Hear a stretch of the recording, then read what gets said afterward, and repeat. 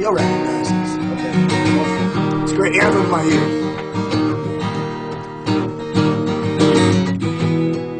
You know this one, Chris. Oh, it is.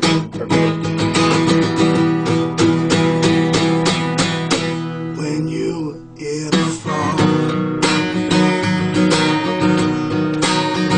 put you in the eyes, you fall like a feather, and your skin and make me cry. You're just like an angel, and it's beautiful. You're so fucking special. I wish I was special,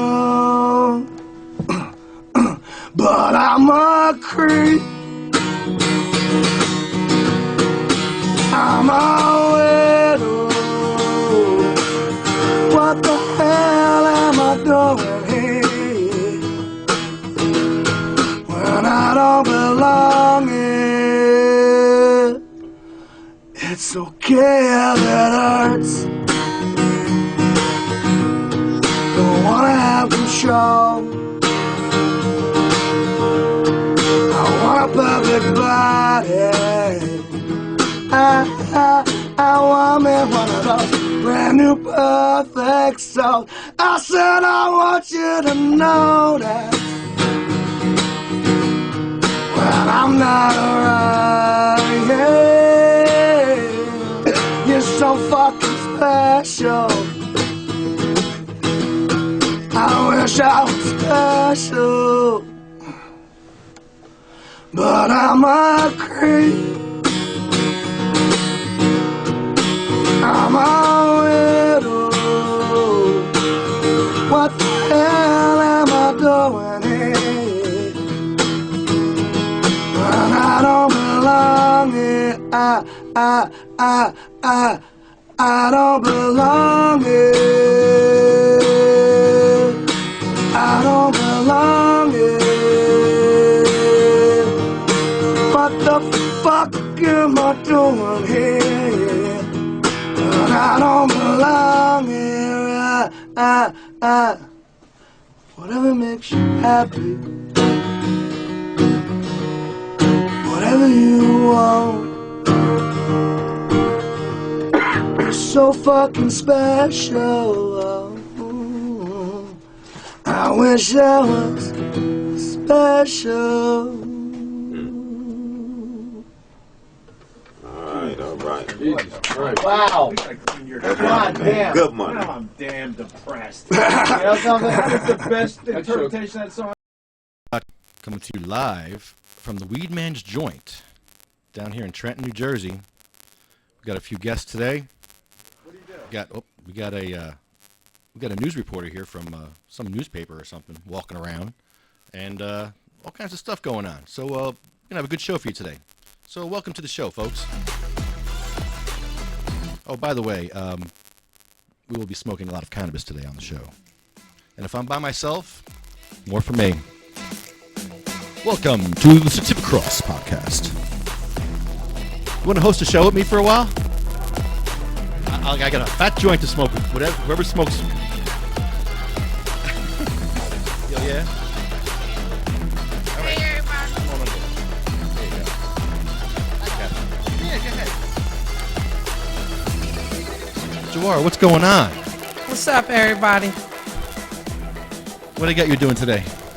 Running around like a chicken with my head cut off. But we're doing this, Happy Christie's not here. I'm running for president, I guess. You happy Christie's not here? Yeah. I think he's here, though. I think he's back in Jersey. I think he's running around Jersey eating donuts. Right. He need to come get one of his own burgers. Oh, the Christie Burger. Yeah. Are they making Christie Burgers today? They're making Christie burgers, and you could get a free t-shirt today. All day today. Only today. Are you going to eat one? Yeah, I ate one before. Really? Yeah, glazed donut, mac and cheese, turkey burger. We're going to have them on the show today. Right. We're going to eat a couple. Yeah. Will you have some with us? Chow down. We'll get the munchies. Right. The munchie maker. I'm going to get the chef to make us up some. Yeah. Tell John I want the hookup, man. Right. You want to smoke this with me? Are you allowed to smoke at this place? You don't get drug tested here, do you? Yeah. You do? Mm-hmm. Okay. You better smoke this, then make sure you got it in your system. You might be a little light. We don't get tested around here. I got a light somewhere. Let's see. There you go. So, we're at the Weed Man's joint. I love this place. Every time I come in here, it smells like weed. And good weed. Best place in the world. I'm telling you, I love this place. Don't tell everybody, just tell everybody. Yeah, just tell your friends. It's good enough. Yeah, so we're waiting for a few guests to come, and we got a big show today, actually. You know, we've been doing a lot of stuff here lately in New Jersey activism. There's a guy with cancer up in North Jersey. He has brain cancer, and they said he has weeks to live. And he had brain surgery, he had chemotherapy, he had radiation, all that shit. Didn't help him. We started him on cannabis oil a few weeks ago, and he's improving. He's doing better than he did on everything else. He's improving on cannabis oil, and he's eating, he's talking, he's resting, he's up and walking. It's amazing. And when you see something like that, and when you see the government trying to stop people from taking their medicine and to keep them from their medicine, That shit pisses me off. it's just wow. Wow. Fortune, checking in. Yeah. Hello, Mr. Fortune. How are you, sir? I left the dog unattended. I got in trouble. So we're live on the That's air. what happens sometimes when you come to the weed. Sure, you don't want some? Sure. You Don't lose ask me your a loaded memory. question. Loaded question. You lose your memory. Oh, I can't pass this to you. Never mind. Turn the camera off so I can pass the joint, okay, please? Thank you. Thank you. He's a state patient. He's not allowed to pass. I can't do this. Oh, he took it from me. Ow! Ow, you took my weed. He took my weed. Call the police. Physically take it from Snitch. Call the police. Where's my phone? Let me set up my phone. people who get their state weed are not allowed to share it. So I had to physically just take it from him. Right. Okay? It's But, you know, when I'm smoking my street weed, sharing's scary. Right. Ed just strong-armed me for my weed. I've never been strong-armed by the weed man before. For weed. Here, have your joint back. Thank you. Have your state weed back. Statist. Right. Oh man. Can I interview you, Mr. Interviewer? Can I interview? Let's play your game now. Let's play your game, buddy. Fair enough. I'm gonna take the chance. I'll give you 2 minutes. All right. I'm running late. Nice. I love it. Here's some headphones. Okay. There you go. I guarantee you honesty. Ask me more or less anything you want. Really? Yeah. Okay. 2 minutes. Go ahead. So what's your name? Hopefully I don't get fired. My name's Hank Flynn. I'm a reporter for Chasing News. Chasing News. Awesome. Awesome. So did you ever smoke weed in your life? I have, yeah, in my life. I don't smoke it now. Right. And you support the weed man totally? You know, I'm supposed to try to be objective about it, but on our show we offer our personal opinions on things as well. And yeah, I do actually. I was a big smoker in college and through my 20s and through my early 30s as well. So. What do you think about kids with cancer and kids with epilepsy that cannot get their medication because the government stops them and because the prices are out of reach for these people? Do you think it's wrong for people to help these people and give them free oil and break the law? Well, I mean, these are just my opinions, not the opinions of my show, just to be crystal clear about that. But I think just not to dodge your question at all, but I think the HMO, the whole industry acts as a giant middleman between people and what they need medicine-wise. So I think that if you want to solve that problem, you're starting off there. But because it's always going to come down to dollars and cents anyway. All of these issues get settled with money, one way or the other. So, yeah, do I think, what you're standing in the middle of right now, Lefty, is a big change. You're in the middle of it, so a lot of times everything's relative. It's hard to see what the change will be 8 years from now, but you can certainly look back 8 or 10 years. Ed was just talking about 5 years ago how it was worse in New Jersey as far as prosecution of marijuana users. But when you're sitting in the middle of a change, it's sometimes hard to use relativity and see it. But I'm convinced that... look, could you go back 10 years ago, if we were on the same show, and say Washington, Colorado, and 3 other states will have legal use for recreational? I could never have seen that happening. Yeah. Not in the Bush era United States. I couldn't. Did you know that dispensaries are giving employees a 60% discount on their medicine when patients in New Jersey have to leave the state to get their medicine? Did you hear about that? You guys are way more steeped in these issues than I am. We just broke that story like 2 weeks ago. Nobody knew this. Well, you guys, I would expect you guys to know top to bottom everything about, like, the weed fight. I know about this much about everything. There's nothing I don't know a little something about. So my knowledge is 2 inches deep and a mile wide, and you guys are real deep on this. I didn't know that. I'm not. Ask Woodbridge Dispensary, Garden State Dispensary, Right. how That they was can. the first one, right? Yeah, they offer between a 48 to 60% discount to employees. How can they do So that? employees of what, the dispensary? Yeah, to employees. No, wait a minute. Do you have to have a card to work at the dispensary? No, but some people do. Some patients do. Yeah. Well, it's not. Look at any other industry. Usually employees get a discount as well. I don't think that's that outrageous. Well, when patients are leaving the state, though, and look at the scope of the situation, what's going on here. Children are dying, like Sabina Rose, to get her medicine. I mean, there's horrible things in New Jersey. These dispensaries don't need to make that much money off these people, these sick people. I've enjoyed this, and I got to pull the plug. But like on being in the news, you're going to see across the, and not even marijuana oriented. You're going to see problems all across the spectrum. It's a constant fight in our world to try to help people, to try to defeat wrongdoing. It never ends. It's never going to end. All you can expect of the most people possible is their best efforts, and try to give your own best effort if you can. One last Try to question. stay optimistic. One last About question. everything. Who's the bigger douche, Donald Trump or Chris Christie? That's relative as well. It depends on where you live, doesn't it? It depends on how much money you got.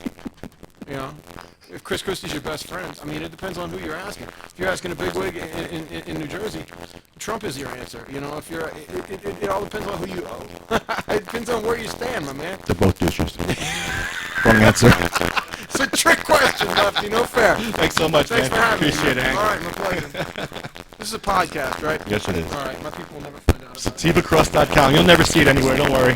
We have four freaking viewers, and they're all stoned. That was interesting. Come on, have a seat, man. Let's get together now. We gotta smoke some weed now. Now it's our turn. Now it's our time. Let's get it. What up? We gonna trade? You gonna trade off? All right. What are you smoking? That's Blue Dream right there. Dream? That's Sugar Daddy. You know all about that, don't you? You know anything about being a sugar daddy? Oh yeah. Wait, hold on. No. We're live. We're live. Yeah. Be careful. I know all about being a sugar daddy. Gotta pay to play, baby. Gotta pay to play. Sometimes you do. Not bad. So I've seen you. You are the busiest man up in here. You're here running that camera. You're editing. You're directing. You're doing everything up here now. Look at you. Managing the store. Keeping the sanctuary sanctified, clean, maintained. Love it. Hosting. Yeah. I don't even look at titles and labels no more. I just look at what needs to get done and do it. Nice. That's it. This place has never run smoother since you've been on board. I'm telling you. I appreciate it. Yeah, man. I really appreciate it. I'm trying. Well, striving. I say I'm striving at it. Yeah. No, I'm happy. I'm very happy coming down here. And I wish I lived closer. Yeah. Oh, we should. We like your energy around here, man. We definitely need more of you. Yeah. What are you saying? More white people or just more Well, people? nah. Okay, just say- everything that you, contribute to the whole movement, organization. You can say it. The energy. I don't even know. Are you white? Like, what are you? I don't. No, I'm actually American Indian. That was a trick question. Yeah. I was waiting for you to answer that. I don't know. I don't care. How dare you call me a white girl? No, just kidding. I play the Indian card a lot. True. Indian. Like 6%, 8%, but it's enough for me to talk shit. You know? Yeah. To verify. Like, yeah, I am. So. I think all my stoner friends are too. It's pretty funny. I'm never on the radio. Like, I'm listening to my voice right now. It sounds pretty cool. Sound good. All right. Looking for a job? Actually, no. We have an opening. We have an opening, but you can't be an asshole. I could be the asshole. I'm a big asshole, but I don't think I would be an asshole on the radio. I think I would be more nurturing and. Yeah, you gotta be a little bit. Sometimes. Depends who you're talking to. Sugar Daddy is all right. That's not bad. That's not bad either. Blue Dream. I love it. So, were you here last night? Last night. Was there a party here last night or something? No. Last night we had game night. It was game night last night, but it was a pretty chill night. They had the tornado watch or something going on, so we wasn't really expecting anybody. We just kicked back. Actually, it turned into like movie night. We was watching Malcolm X last night. It was about 10, 15 people. It was real nice. Like, damn, everybody was quiet, shut the fuck up, and really in tune watching Malcolm X. Yeah. Loved it. I like the poetry night I saw last week. That was nice. Oh, do that every week. Yeah. Well, that was actually our first time. That was on Tuesday. Yeah, you got to do that every week. Yeah. Well, it's going to be bi-weekly because we don't want to oversaturate it or whatever. We want to have good content. So, yeah, damn. Even Phil got on the mic. That was the first time Phil ever got on the mic. He even recited his poem. Like, that's how, I mean, like, good the vibe was and comfortable and everybody and everything. I saw that. Beautiful. I saw that. I wish I could have recorded it, but I was moving around working or something. I don't know. Well, you got it on record on Ustream or YouTube, whatever, right? Ustream? Yeah, but as far as my archives, handheld. Can't you download it from there, though, eventually, or it's kind of... If I wanted to, but I don't It's a lot of work. get into all that, yeah. It's too much. Fuck all that. Fuck that shit. Keep it moving. Yeah. So what's next for you? What's next? What's your next big project? Anything going on? The next big project is just what we've been doing, just mainly getting more organized in the things that we do. Like we all maintain a lot, we all do a lot, we're all very ambitious and have a lot of goals. The main goal being the full legalization of marijuana, and I mean other variations falling with up under that. So right now my main focus is the maintenance of the sanctuary, the NJ Weedman's joint, the restaurant, the stash spot, the store, and lasting until the summer. Like we already have a boom. Everybody's fully aware of what we're doing. I mean, there's a lot of people still in the closet, scared, or I mean, just watching to see. I mean, if this is really authentic or if we're really going to prevail. Like we already have the people's attention. We just gotta. They're still waiting for an answer. Like, haven't we answered that question already? I mean, No. it's almost a year already. No. It's almost a year, dude. You gotta understand. And then Sheep, get up there, ass sheep. Come on, what's wrong with you? Come on. politics, man. Smoking weed right here. I'm a patient. I don't know your status, but we're legal. I'm free living. I'm just free living. Yeah, that's it. That's why, like, when you ask me, like, what's the next move, what I want to do, and all this other shit, I'm free living. Like, I'm not restricting myself to one career path, one way of thinking, one way of living, whatever. Like, whatever's calling to my soul, whatever's meant for me will be for me, and I'm just doing it and selling and. Fuck what anybody gotta say, feel, think, society, views, whatever. Fuck y'all, I'm living, and I'm fucking happy. Nice. That's what it should be. You're Rasta. Nah, not at No. all. You're not Jamaican or anything like that? No. American? I was born in America. Okay. I was born in America. What's your heritage like? Native American, African American. Okay. I was wondering if you're island or some people. Nah, no Caribbean. Okay. All right. Nice. So you think pot's gonna be legal in New Jersey soon? Oh yeah, most definitely. Yeah. Most definitely. I have no doubts about that. I say it's like within the next 5. That's my prophecy. Within the next 5 years.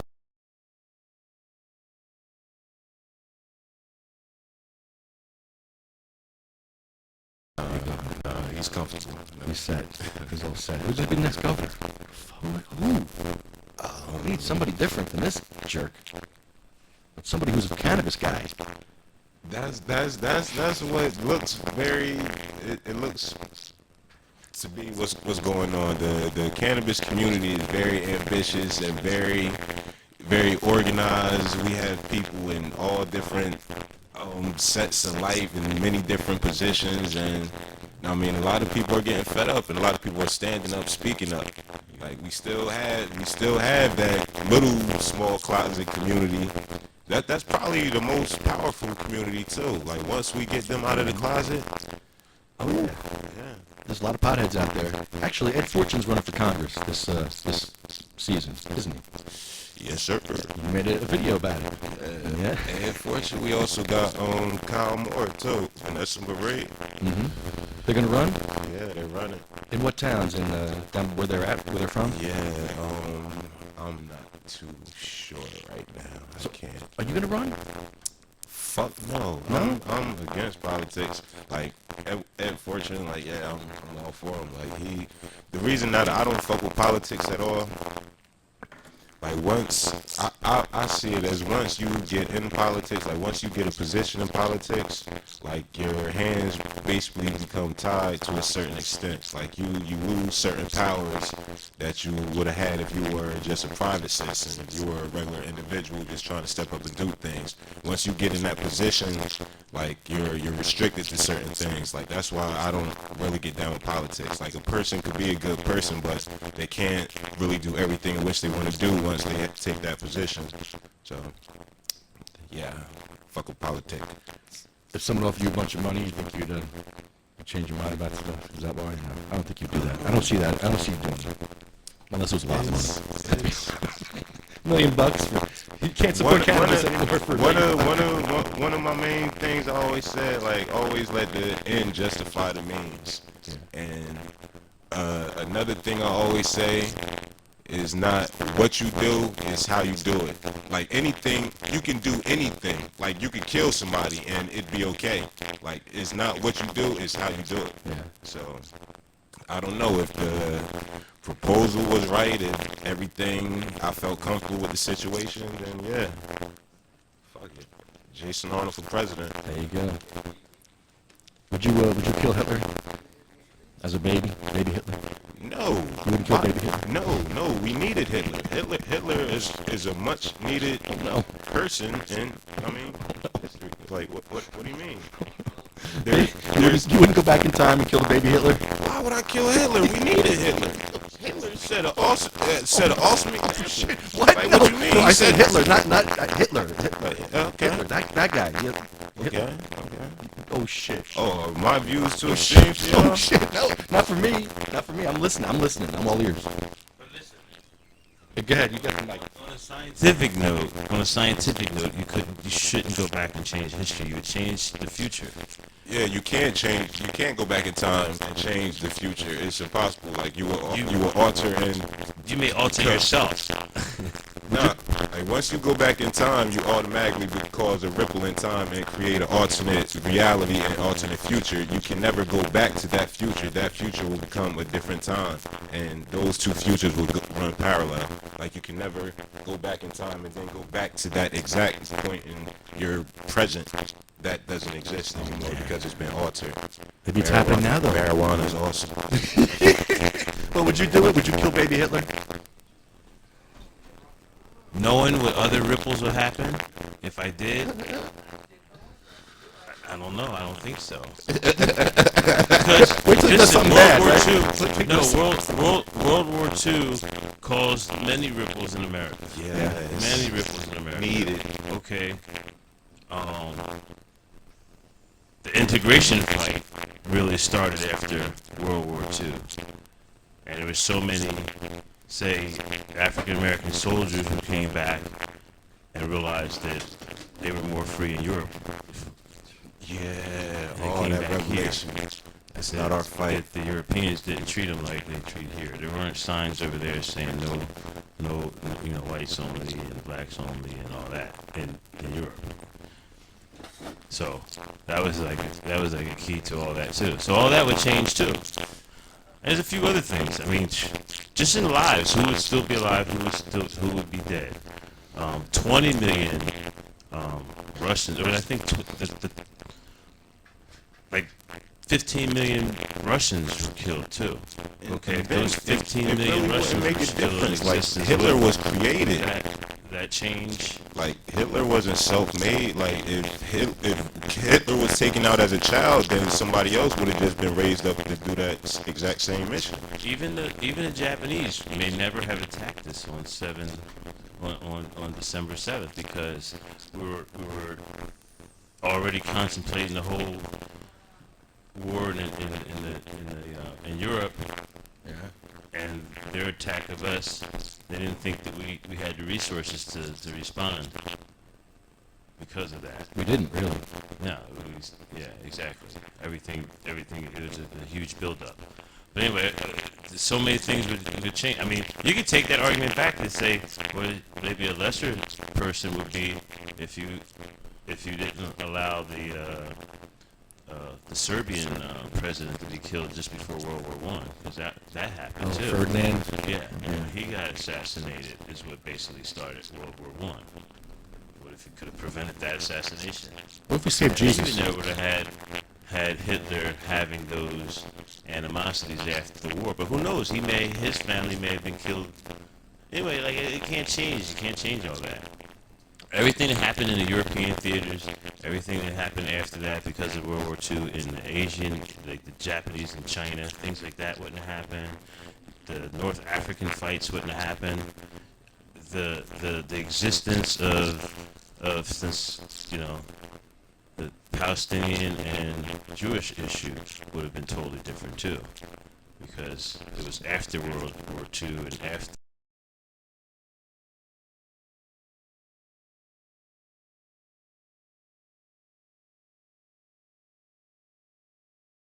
Anyway, Interesting. yeah, man, you can't change that history. The whole world would be different. For that one person would be a huge ripple. No hymn for victory either. Remember that movie, that black and white You can movie? pick other people in history that you can do that to. You can't do that to. Jesus, let's save Jesus. Let's go back in time and save Jesus off the cross. Oh, well, let's fuck go back in everything up. time and just say like some dude named like just like Jose, back at that same time. It would still cause a ripple, but I don't think it causes it as huge of a ripple. You kill a guy like Jesus or Hitler, or it causes a huge ripple. I love ripple. It would work. Yeah, but you're talking about the kind you drink. Hell yeah. $4.99. Mad Dog 2020. Anyway, I'm out of here. All right, man. Hey, who's out in the hallway? I see one of our guests out there, too. Don't leave, Jason. We got another guest. Maybe he'll answer the question for us. Matthew. What's up, Matthew? How you doing, buddy? You had a long ride. How you doing, dude? Hello, Bill. Mark. Good to see you, bro. Awesome to be here, man. Bring it back. Come on in. Grab a mic, man. Grab headphones. We're just having a weird conversation about would you kill the baby Hitler? I don't know. That's kind of a weird question, but I don't even know how we got on that. No, I think we should just kill the wars, because, I mean, he was... You gotta remember, Hitler saw a lot of atrocities. Yeah. He saw a lot of stuff that made him the way he is, or was. That's what I said too. Yeah. I heard that. Yeah, I had said something about, if you could have stopped World War I, you wouldn't have Hitler and then the conditions to breed all that either. Yeah. If you'd stopped World War I, but you can't change history like that. It would cause too big of a ripple. Absolutely. We wouldn't be here. Chances are, because maybe your father or your mother's situation would have been slightly different, and y'all think would have never bumped into each other. Met, all that. Maybe the cases that are there or not there now would have been there. Wouldn't have been there. My dad came home from the army and married my mom, from the Marines and married my mom and created me. Boom. What if he wasn't in the military? What if the military wasn't the big, thing? The whole world would have been different. You could have been born a white dude somewhere. Even whiter than you are now. Wait a minute. There were 10,000 other motherfuckers who rushed up that hole. And I made it. You're a winner. I don't know. You're a But fighter. I made it. I could have been one of the ones that the previous time just ended up on the bed sheet. That's right. We're all winners here. All four of us. So anyway, you change all these factors. Yeah, that's true. That's interesting. I take him out. I don't care. I take the fucker out. Fuck him. And I don't care. I'm a pacifist. I don't kill nobody. I'd kill Hitler. I'd kill baby Hitler or adult Hitler. Fuck him. I don't care. Just give his dad a condom at just the right time. Yeah. Or talk his old lady into giving him a blowjob. Well, yeah, no. Maybe I'd go back and stop the guy from getting shot. Ferdinand. Yeah. If at the time, I think if at the time say 1932, someone was able to see the future and do it then and change the future, is a different prospect than changing a past. But no, that's ridiculous too, because you still get people with certain feelings and opinions on certain topics, and let's make this person win or that person win this conflict, or this person win that conflict. What if the Gatling gun was given to Native Americans instead of the Europeans? Yes. You know, what if somehow through I like that reality. Yes. What if somehow through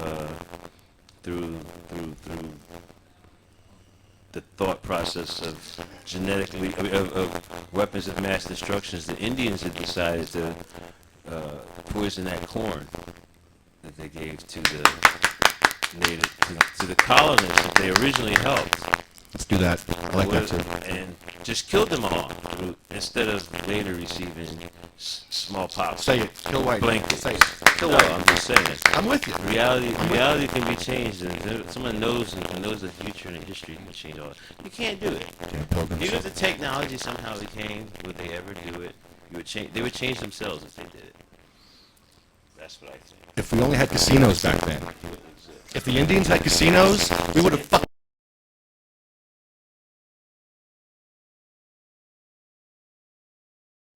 What they sold the Manhattan for? Trinkets.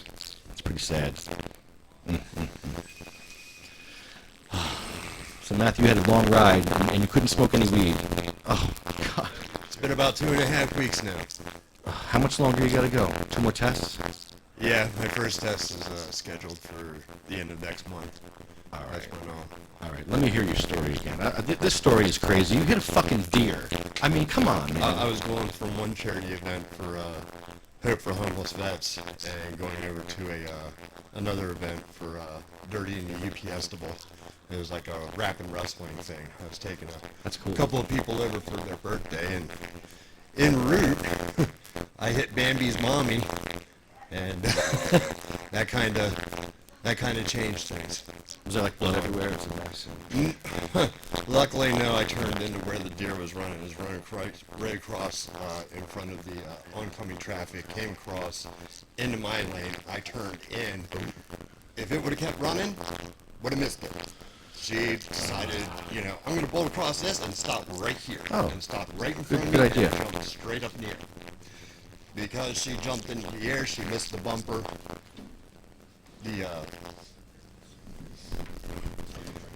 Not a problem. Yeah, I can hear you. She hit the engine right in the deadpan and then bounced and went up over the top of the car. Pee and poo flying everywhere. Oh, really? Yeah, when I say I knocked the shit out of that deer, I mean I knocked the shit out of that deer, literally. Damn. The car was still drivable, but it was making god-awful noise, so I just pulled it off to the side.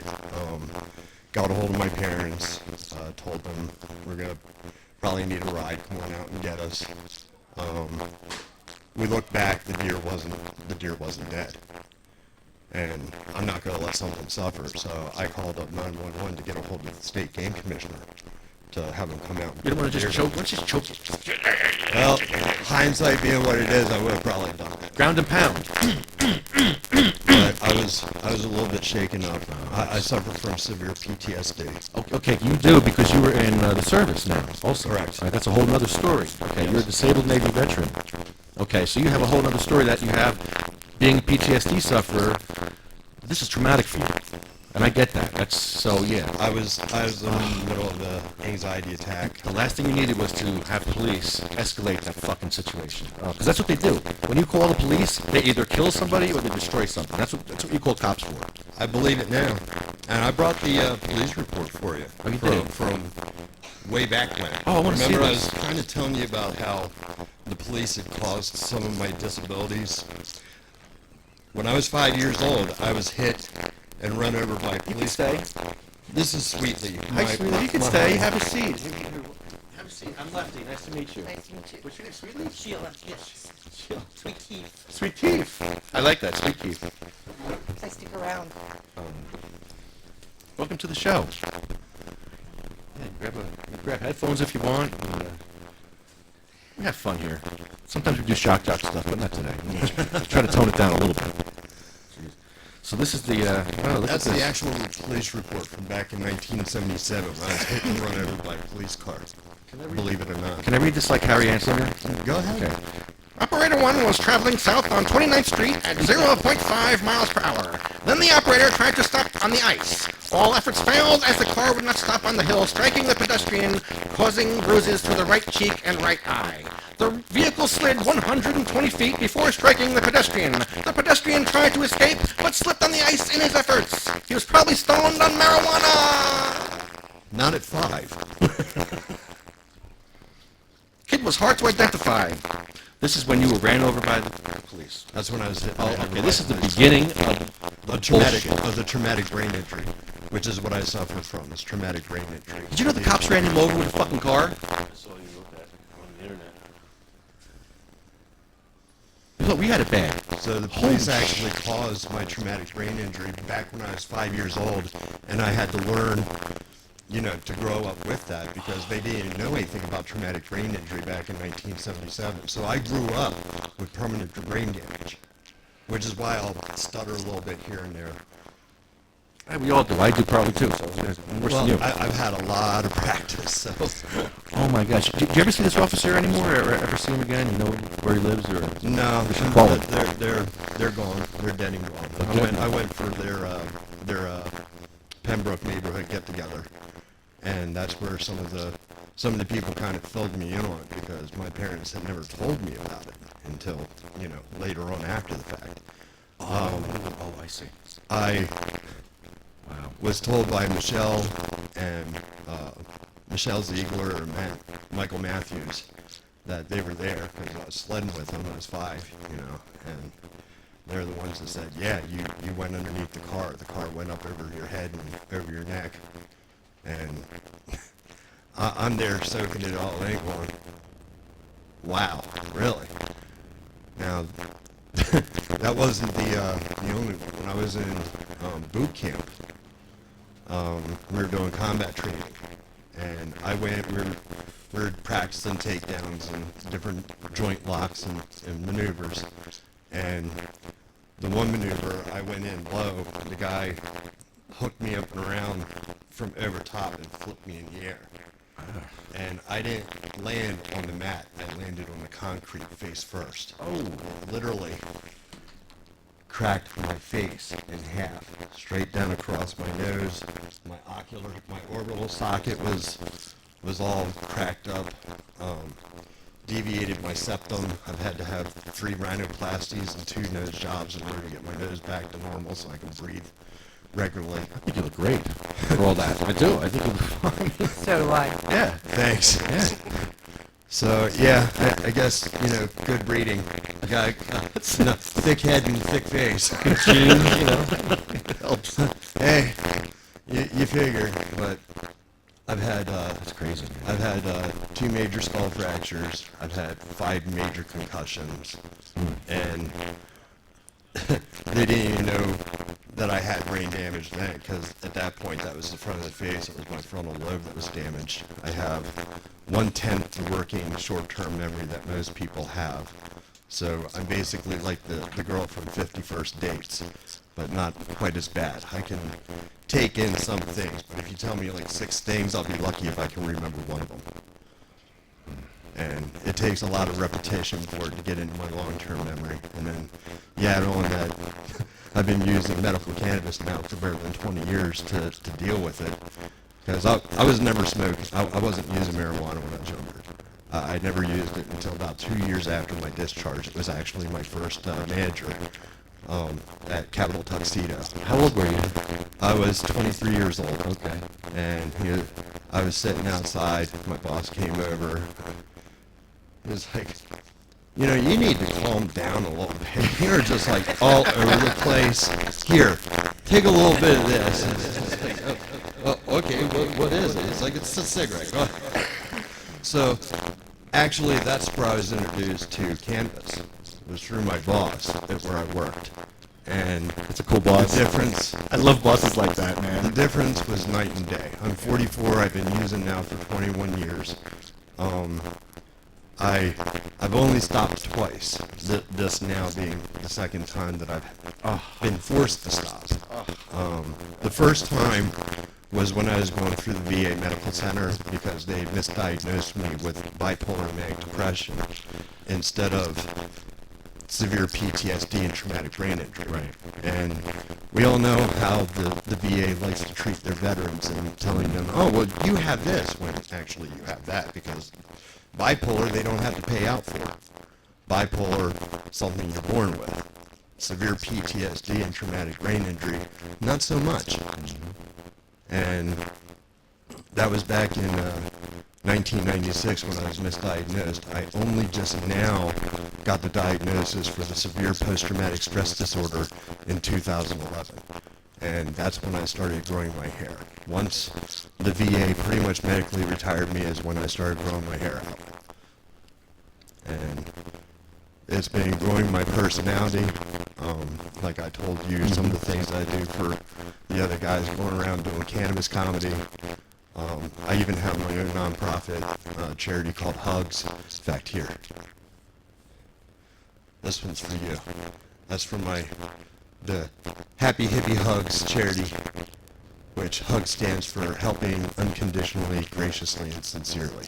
Thank you. You know, last night, I wore a Sabina Rose bracelet for over a year and a half now. Sabina Rose was a little girl that died here in New Jersey. And it just broke last night. Just broke.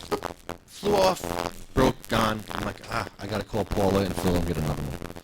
And it's just so appropriate that you just give me something to wear. That is. I have a couple of girls. They're also disabled. They suffer from seizures. They make all the different bracelets for me. Really? So Wow. Are they cannabis patients or not? they Legal want to be. patients, I guess. Want to be. Yes. That's a mess. Me, I personally use it for the symptoms from severe PTSD, for the traumatic brain injury. I have body-wide pain. I've had my neck fractured. My skull has been fractured. I broke my back, literally. Me too. My L1. So that's why I walk around with a cane. Fractured my hip. So when I say I have body-wide pain, and I'm sure you know how that feels. But because I've been honest with the VA Medical Center about my cannabis use and telling them that I use it for my pain and so forth, they won't give me any kind of pain medicine whatsoever until I start pissing clean. So for the last 2.5 weeks, it's been total hell. I've been having to deal with my symptoms of PTSD, and I've been having to deal with the pain associated with all the bodily injuries that are going through my life. So you have to quit cannabis for how much longer? Until I clean it out, and I pee clean for twice through probation. That could be anywhere from 30 to 70 days.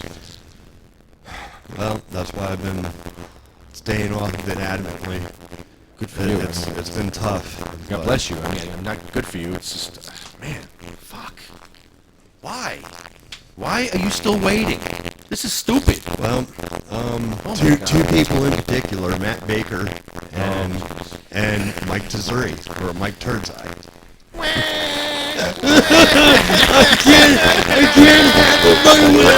I don't want to listen to you. La, la, la, la, la. Yeah, Bitch. sorry to say, total lack of professionalism there. I'm sorry. I didn't mean it. Oh, you mean him? Yeah. Yeah, he's an asshole. He's a jerk off, that guy. I hate him. You're making people suffer. How the fuck do you make people suffer in Pennsylvania like this? Money. Mike Tazuri took in over $127,000 worth of donations and so forth from Big Pharma for his campaign efforts. And He such. wasn't crying that day, though. Well, no, I bet he He wasn't. was laughing all the way to the bank on that day. But something leads me to believe that that's why he's crying, because he knows no matter what, no matter how much he tries to roadblock it, no matter what, because they did this last year. We went through the same thing. It passed the Senate with overwhelming support, and then it died in the House. And What? There's no answer. money. There's Follow the almighty dollar. When two people can pretty much say they know better than the will of the people, especially when it has 88% of, Pennsylvanians support for it for medical marijuana. What the hell? Why can't we have medical cannabis? And they want to lie and say it has no medicinal value when we know worldwide that it certainly does. Even our government knows that it has medicinal value. They have patents on it, and they've had the patents back since the 70s, as far as I'm to, believe.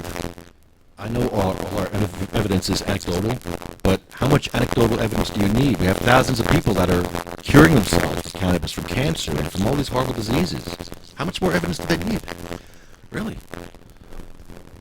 Enough to show that, it'll do better than the pharmaceuticals that they have.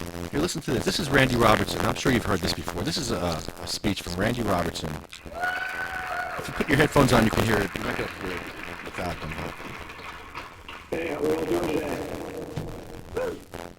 All right, my name is Randy Robertson, and I'm just going to tell you briefly my story. And I'm going to preface this with, I get emotional sometimes, and if that happens, I apologize. Since my surgery, it's my wife, my daughter.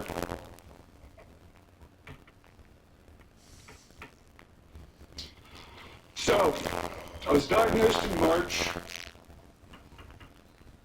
with stage 4 bile duct cancer, and I had a surgery at Hopkins called the Whipple procedure. And they tore out my bile duct from my gallbladder, my small intestine, part of my liver, part of my pancreas, part of my stomach. And they told me I might be cured. It was cool. I mean, I had the surgery, So I'm scheduled for chemo, and my weight keeps dropping. I'm down to 147 pounds. My wife doesn't want me to start chemo because she thinks it's going to kill me. So we had a scan just to make sure the cancer hadn't returned. And it had.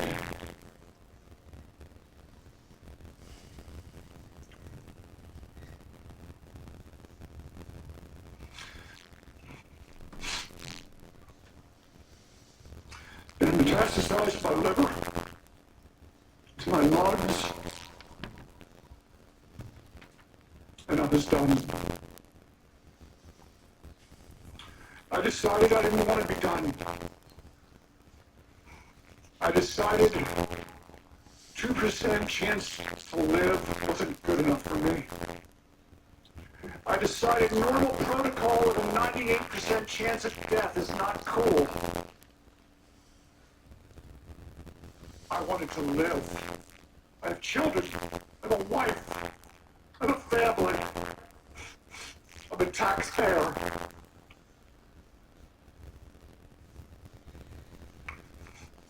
My mother prayed.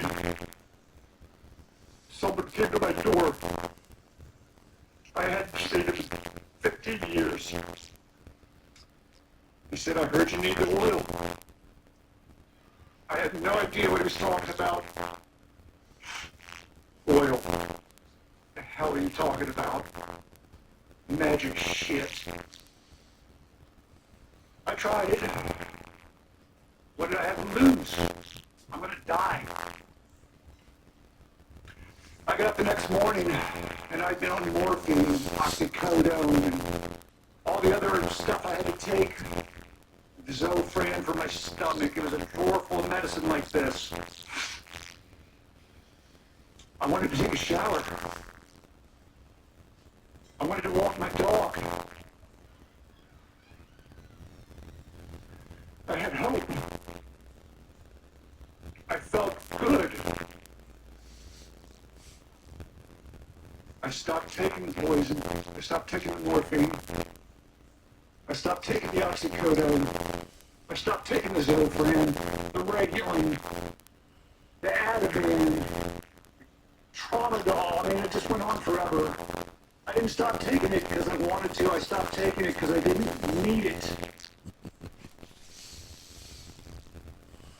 I got my first scan.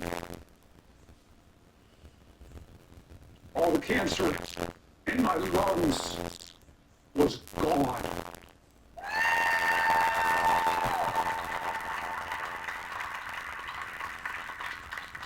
I'm going to tell you that one more time. I got my first scan. All the cancer in my lungs was gone. Who would keep this from people? Who? Why? All the cancer in my liver, all the tumors resolved.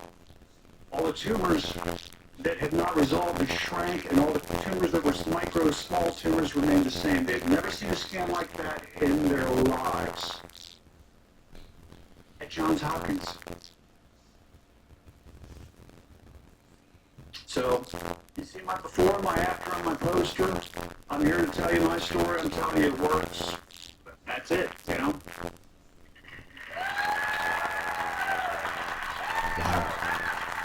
So you were actually there for that. Yeah, I help with Let's Start with supporting the Keystone Cannabis Coalition as well as the Pennsylvanians for Safe Access. Okay. How'd you feel when he said that live? I mean, you must have been like It was powerful. bugging out. Oh my It was- God. I was in tears because my father, who was now gone, he passed away in 2011 from stage 3 lung cancer. He had innumerable metastasized tumors in through his lungs. At the time, I was helping him with, cannabis to help ease the pain and so forth. But because of him being so far along, chemotherapy wasn't even an option. He had been a long-term survivor of HIV. His weight was down to 120 when they did the diagnosis. So they pretty much at the Good Samaritan Hospital told him to get yourself set up for hospice. And when you're given a death sentence by the hospitals, and had I known what I know now, I would have done everything in my power to get him to cannabis. Yeah. I'm sorry. Seeing that, just, and it's powerful. It is. It's truly powerful. I mean, now, I don't know if you heard, but Tom Wolfe came forward recently in a press conference to let the Pennsylvanians know that he was diagnosed with prostate cancer. Right. And he's saying about how they're going to do the treatments and how they're going to do the chemo radiation and stuff like that. And No word about cannabis? not a word about using cannabis. But he's for cannabis. He's for it. He would like more than anything else to have a bill come across his desk. Which is why I said Mike Desuri, Matt Baker, they've been doing their best to block it. But from what I've heard from Christy Bellett with the Pennsylvanians for Safe Access, Mayor Reed is bypassing and saying that it will come to a vote in March. So I'm hopeful, especially when I hear it from somebody like Les Stark or when I hear it from Christy Bellett. I mean, the work they do is phenomenal. Oh man, they're awesome. No. They're amazing. They are. They are. I think it's great because in a way they're helping me to basically do a big middle finger with adult probation because they want me to do 40 hours of community service on top of the house arrest and everything else. Brilliant. This is the most brilliant community service ever. I figured It really is. if I have to do community service, then why not do it for the groups that I've been going around with and supporting for the last couple of years? Why not go around and do my community service? And I'm not saying that's why I'm here. I'm here to meet you. I'm here to get another Christie burger, sing the jingle over next door for the Wee Man's joint and so forth. But I'm here because this actually helps out with my community service. So it's, killing a couple birds with one stone. Yeah. And I think it's great that they're going to let me, work with them, and they're going to work with adult probation to utilize my story, what I've gone through recently, because they want to really use my story and push it to put as much pressure on the House. Yeah. And to get this bill in through. There's a lot of suffering out there. A lot. I've seen a lot of it. I've lived through a lot of it. We're helping a kid now, a man now. He's in his 20s. I think you've seen it. His name is Chad. He has terminal brain cancer. I don't say terminal though. The doctors say terminal. I don't say that because he's improved so much from just using the cannabis oil that his mom made and that was donated from other people. Some people donated oil. They donated it. That's what I'm asking people. Donate more oil. Chad needs more oil. So if you have a pot field somewhere and you want to donate maybe 10% of your field to this poor kid, do it. Hit me up, because it's sad. It's a no-brainer. His mom is desperate. The kid had brain surgery already. He was on chemo. He was on radiation. They sent him home. They said, go home. Crawl into a hole and go home. And his mom, and now his mom's like desperate. She went to Delaware Normal, got in touch with some people there. They got in touch. She had to go to Delaware to get in touch with people back in New Jersey. But she found us, and I don't know anybody really. I just know a few people here and there, and I asked for people to help out, and some people stepped up and found this oil and got it to him. And it was the good oil, the CBD oil, the stuff that these cancers need to fight. Mm-hmm. And man, he's doing better. He's sleeping. He's eating, he's up and talking, he's acting normal. He looks quality of life. Quality of life is better. They're putting the coconut cannabis oil on his head, so it absorbs into his scalp and into his brain like that. And it's just night and day, the improvement on Chad so far. They gave him a couple of weeks. It's been a couple of weeks already. And he's improved. He's doing better. He's rallying. Come on, man. If this guy pulls through, I was 99.9% sure that everybody was bullshit and corrupt. If Chad pulls through, and which he will, I'll finally have my final I'm like, that's it. I don't know what to do at that point, but I'm going to just go nuts. I was sold on it pretty much when Tommy Chong came forward and stated that he had prostate cancer. Anecdotal. And he was going to use it. Anecdotal. Sorry. Nope, that doesn't count. That don't count. Ed Fortune, did cannabis help your bone cancer? Anecdotal. More anecdotal. You said yes, right? You said yes.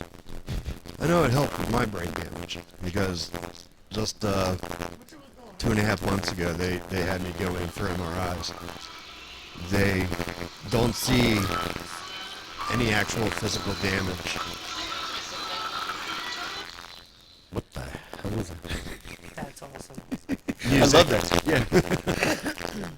I like we got cameras all over the place. You can see what's going on. I need to set my crib.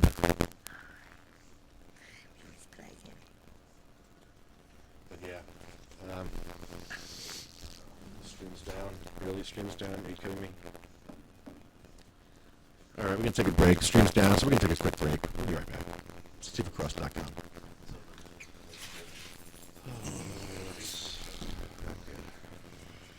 Cab Calloway and his Parliamaniacs present a flaming bit of heat and Harlem harmony. What's business cat here? What do you mean he's high? Full of weed? How was this cat anyway? Look, man. I look at that dog. It's like he's losing his mind. Lost his mind. Come on, let's get away from here then.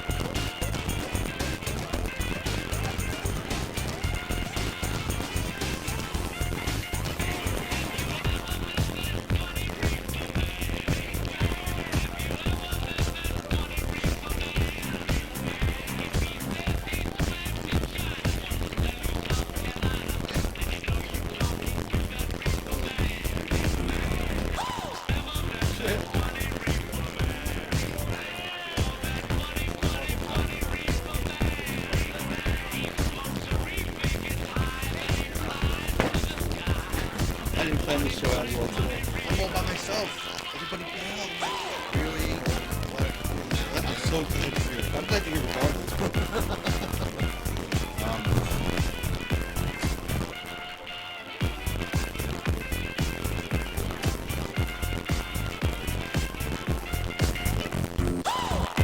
I love Cab Calloway. It's just an awesome song. Come on, let's get away from here.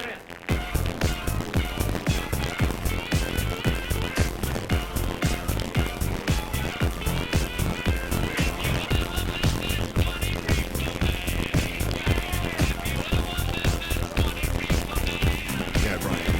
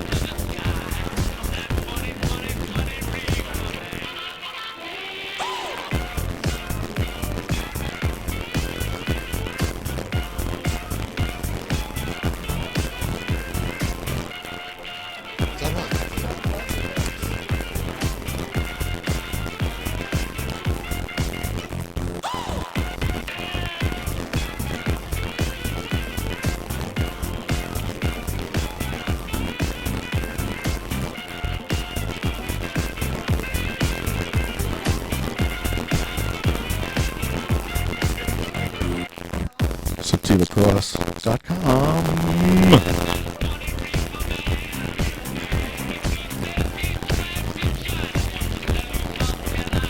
Wait, he says back up your vagina?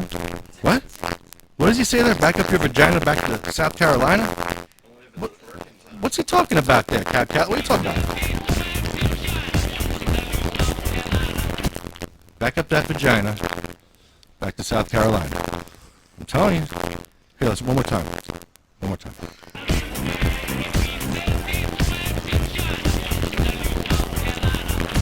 What's he say there?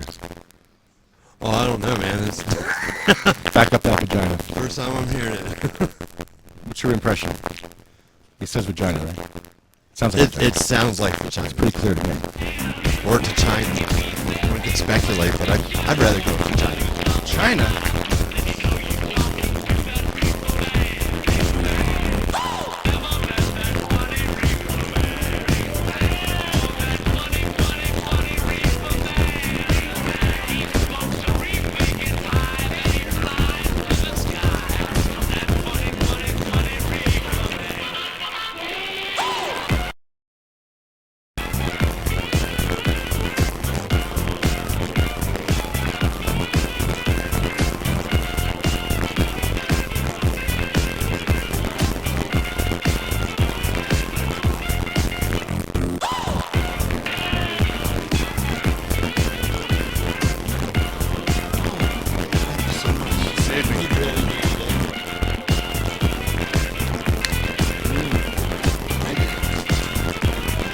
Alfredo! Yo! What's going on? Oh my God. How are you?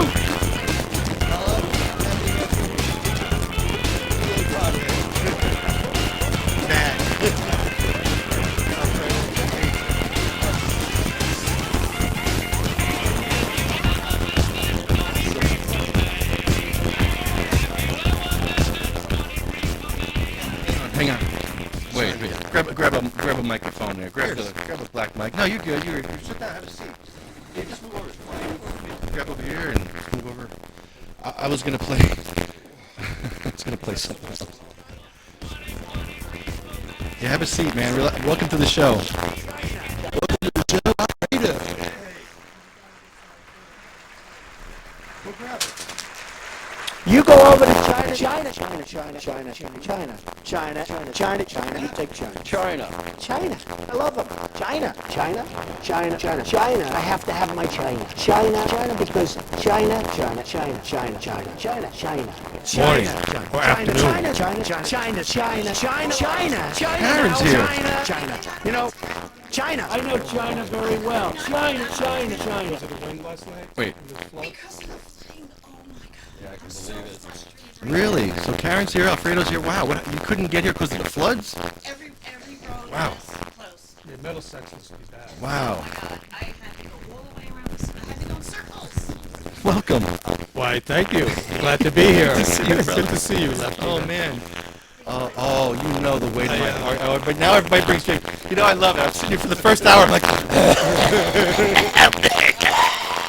I'm surprised we got out of Hillsborough. I didn't even think about it you. because I didn't run into any problems whatsoever. I had to take Route 1. hey, grab the mic. I want to hear you complain. I want to hear you bitch and moan, please. I love it. I love it when you complain. It's the best. I am so mad. Oh, come on, keep going. Why are you mad? Why do you have road I rage? had to take Route 1. You know how Route 1 is? Where's this on Route 1? Oh my God, that better not have been you in the left lane doing like 40. That was exactly me following the guy in front of me doing 40. You know what? It was a nice car, so I think it was you.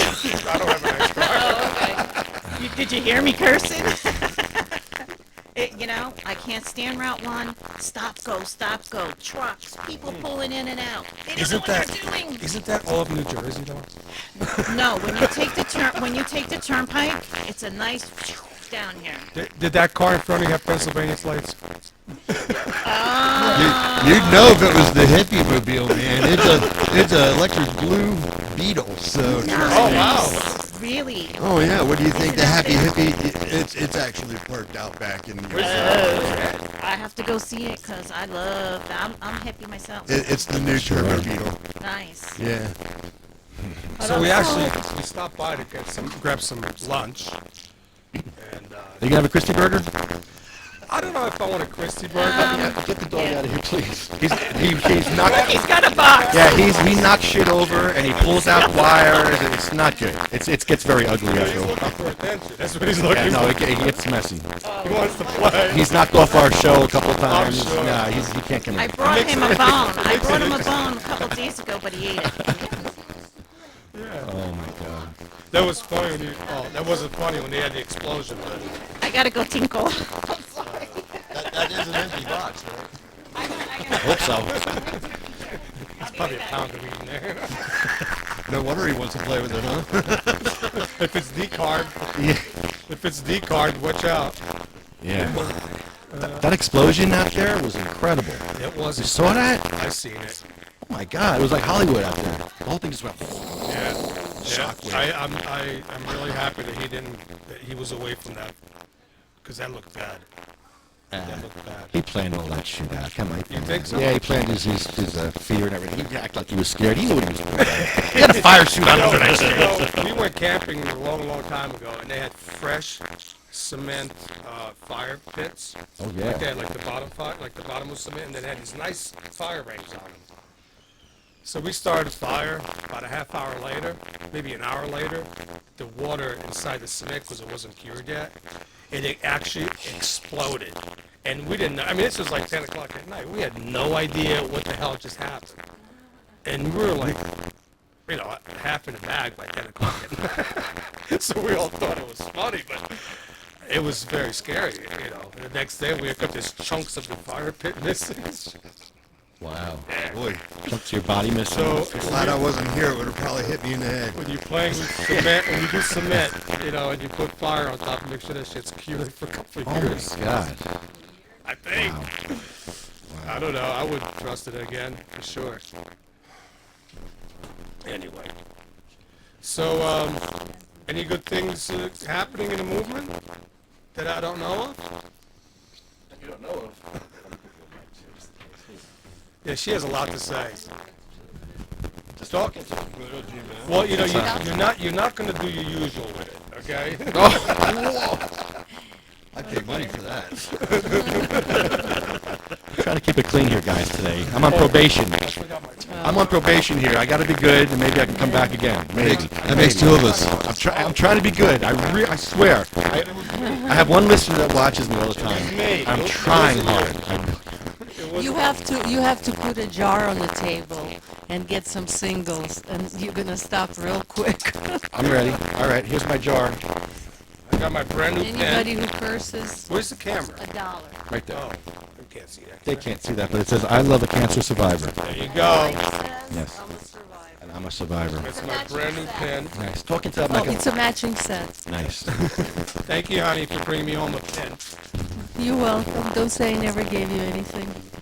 Now, what kind of cancer do you have? I have glioblastoma multiforme stage 4, which is, my doctor told me, the worst one to have. If you're going to have one, don't pick that one. I said glioblastoma multiforme stage 4. Where is your cancer? In the front, right frontal lobe. In the head, yeah. Can't you tell? The people on the radio can't tell. Well, they can see. They might be able to see. Oh, you. okay. Maybe. Sorry. Maybe. I don't know if they can see you. That's what it's Okay. Yeah, sit next to your sweetie. Oh, boy. Exactly. Unless you're mad at him today. She never gets mad. Yeah, you can talk right into that mic now. And give the big guy. There you go. You can switch off. I got the red one. She like, Aren't that's you her favorite lucky? color. Yeah, that's my favorite color. I guess you gotta get real close. Yeah, that's good. That's better. Okay, so this is brain cancer. Horrible. Yeah, disgusting horrible. brain cancer. Right. Just one day out of nowhere, I'm sitting at work and my head started twitching and my eyes started spinning around. They thought I was like being exorcism or something. So the ambulance came and took me to the hospital, and of course they didn't do anything. They didn't diagnose me right away. They thought it was torticollis, which is severe muscle spasm in your neck. Because when they brought me to the hospital, they observed me for 2 hours, which is not enough time, I think, to notice anything. So they sent me home and said, if it happens again, come back. So it happened again, and we came back. After how long? After 5 days. 5 days. Yeah, it happened like 3 more times in a period of 5 days. So we came back into the same emergency room, and they didn't want to take me. They said that I was already diagnosed, and I should go home and just follow up with my doctor, which I already did. So I want everybody to know, if this happens to you and you don't feel right about what you hear, just refuse to go home. Tell your family to refuse to take you home, so the hospital will have to do something. They will have to treat you, just keep insisting, which is what me and my husband did. So finally, they were merciful enough to allow a CAT scan of my head. They didn't want to do MRI right away. But also, can I interrupt? Also, it was an insurance problem. They weren't authorized to do these tests, and that's why they couldn't do them. And we fought from 3 o'clock in the afternoon. We got there around 1 o'clock, and then they didn't do the test until 11 o'clock at night. So it was like 10 hours of actually fighting with doctors to try to get, because I was like, this is not torticollis, she's having a stroke. Also, yeah, I have to say, by that time, my left arm was not moving. I couldn't make a fist. I couldn't move my fingers. So I said, you're sending me home like this? I said, this is not normal for me. You have to find out. So they did the CAT scan, which they saw something, and right away they went like from stop to 100 miles an hour. Right away, the neurologist came, they did the MRI, they saw the tumor, and the very next day I had the surgery. He said it should be taken out as soon as possible because of the location and the size. So the very next day, I had surgery. Unfortunately, it was 11 o'clock at night when I had to call my two kids. Well, you called them. Yeah. Al called my two kids to let them know that Mom was in the hospital having brain surgery. Something every kid wants to hear at 11 at night, you know. Or any time. Or any time, especially then. So that was, you know, a rough situation. And then that's how it all started.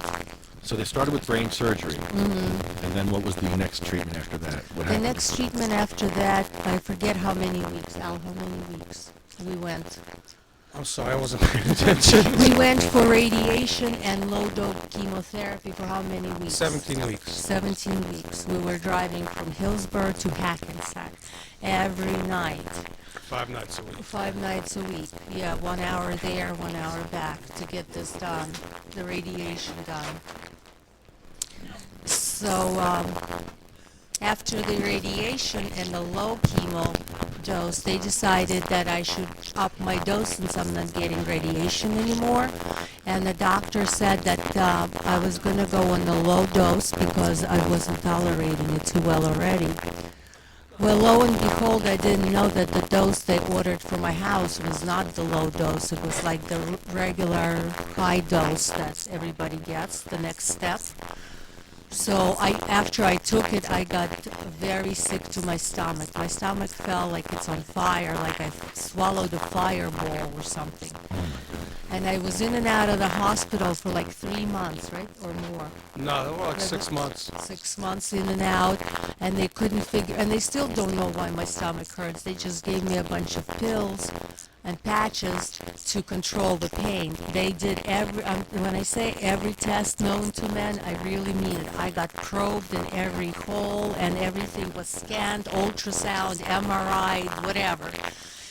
And they still don't know why my stomach hurts.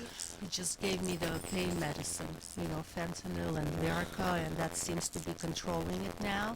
So since then, I had no chemo. I refused to take chemo, and my doctor knows. So what I have been doing... Of course. What I have been doing, which I believe is saving my life, because my CAT scan has not changed since day one, is cannabis. Every night I take cannabis, because that's the schedule that works for me. I take it before I go to bed. It relaxes me, allows me to sleep, and, you know, keeps me from dying, to be perfectly honest with you. And I cannot understand, and I'm a registered nurse. I've treated people with cancer, and I know my patients for a fact. They've told me they're taking cannabis, and that's what's helping them. And, you know, I kept it under patient confidentiality, of course. But there's a lot of people who are doing it in the closet because they can't do it legally. And that's really stupid. And I think the reason why there's not as many people going to dispensaries because the process is so convoluted and difficult.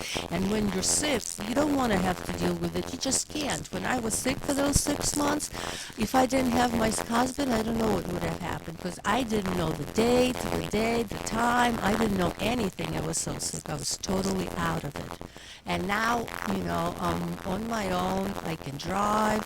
I can clean the house. I can cook. I can't do a lot in one day, but, you know, I take breaks. But, you know, it's a big change from going in and out of the hospital. How is the treatment working? Because I remember the last time I saw you, you were doing the treatment. Yeah, so I'm still doing it. I It's a see. pain in the ass. I don't like it, Yeah. but I have to do it because it, you know, makes my head hot, gives me rashes. Yeah, it's a pain in the neck. But the fentanyl is helping you? Yeah, it's helping me a lot. And the cannabis oil you still use? Yeah, oh yeah. I'm not giving that up. How long have you been on? How long have you been on the cannabis oil? Cannabis oil, we drove to Colorado to get it. Very proud of that. Fuck New Jersey. She's been on it since October 8th of 2014. That's the date we got to Colorado, and that's when we got our first illegal dose of medical marijuana. that was in, I guess I need to be arrested because I want to live. That's my crime. I want to live. So you're not a legal patient in New Jersey? No. Is there any reason why you didn't want to get part of the Well, failed program?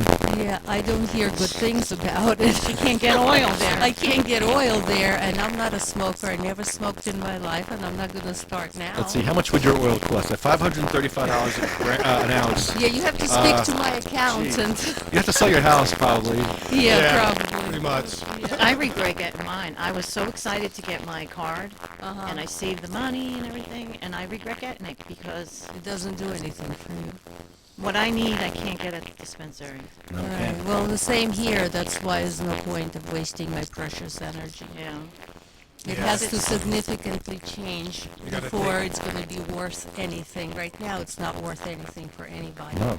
I mean, when I go to the meetings, I go to like Brain cancer not support. cancer. What are they called? Hospice meetings, nursing meetings. This is actually a true story.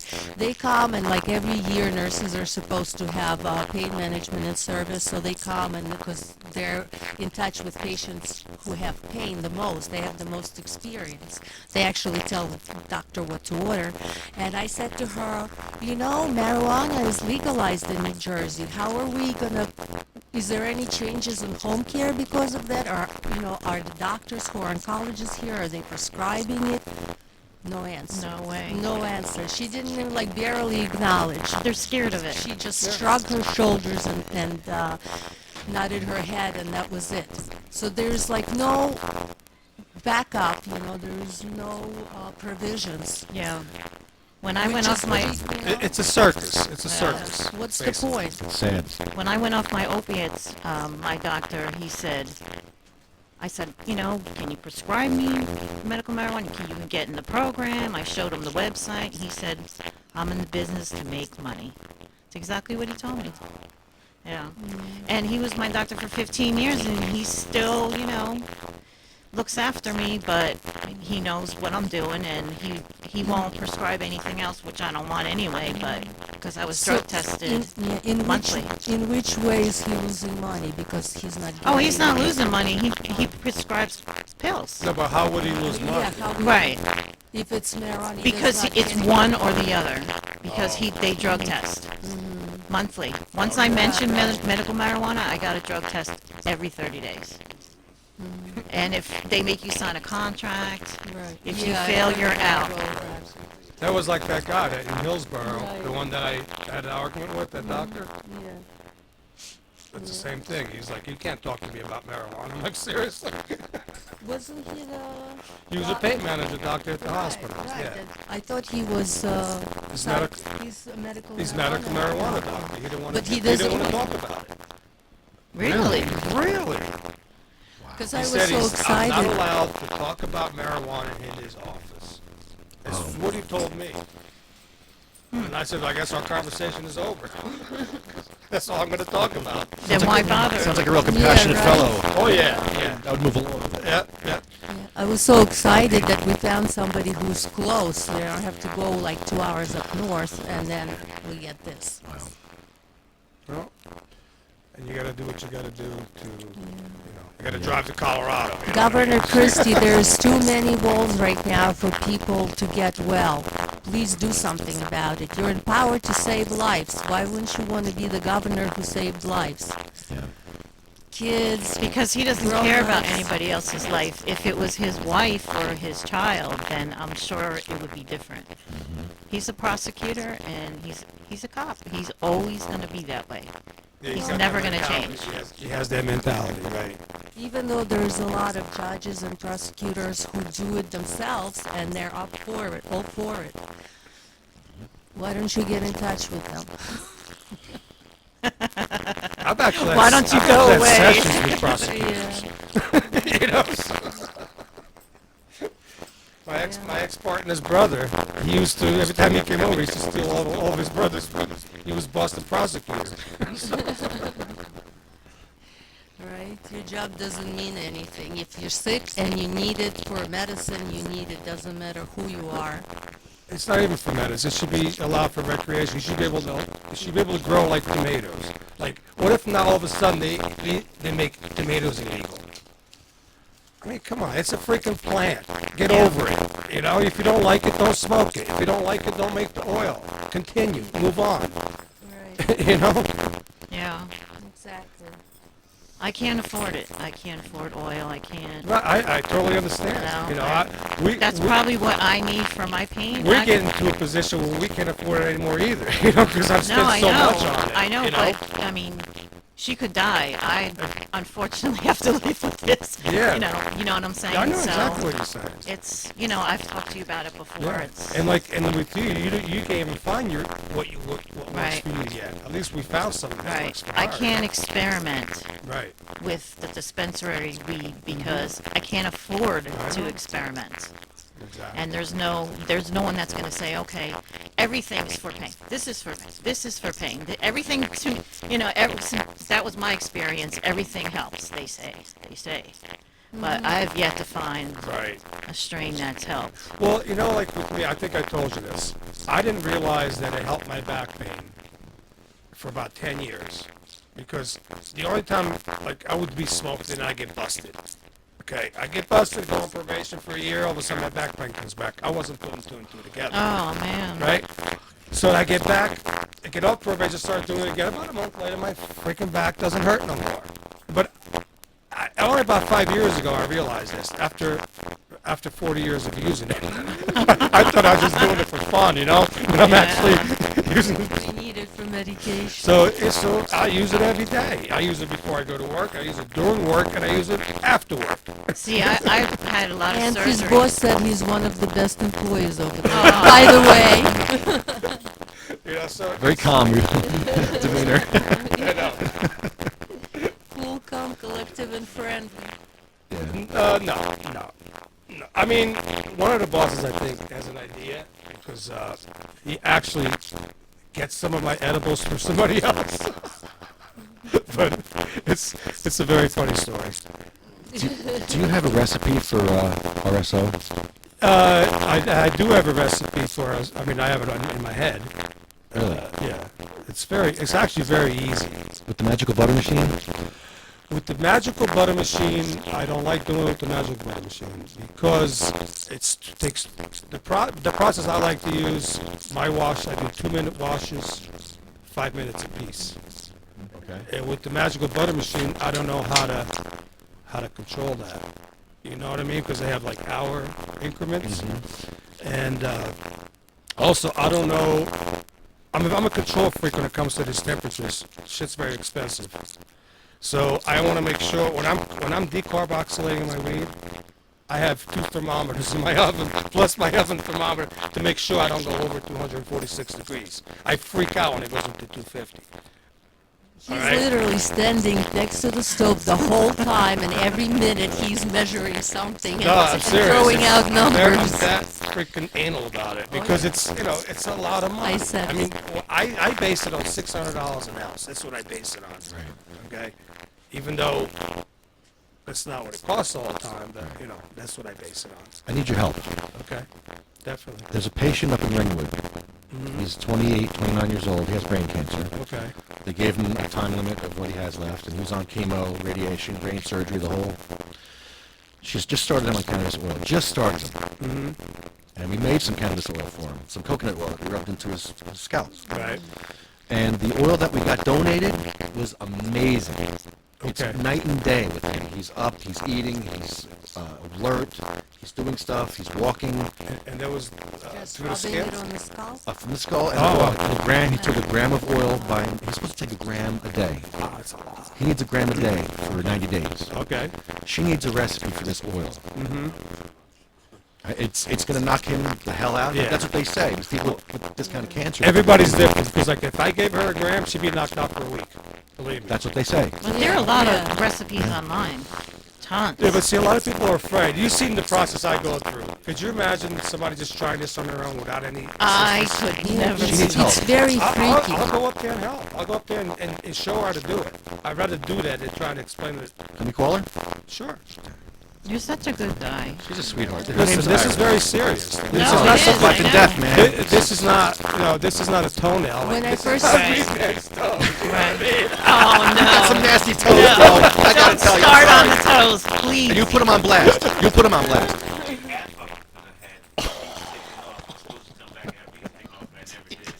I remember the pictures.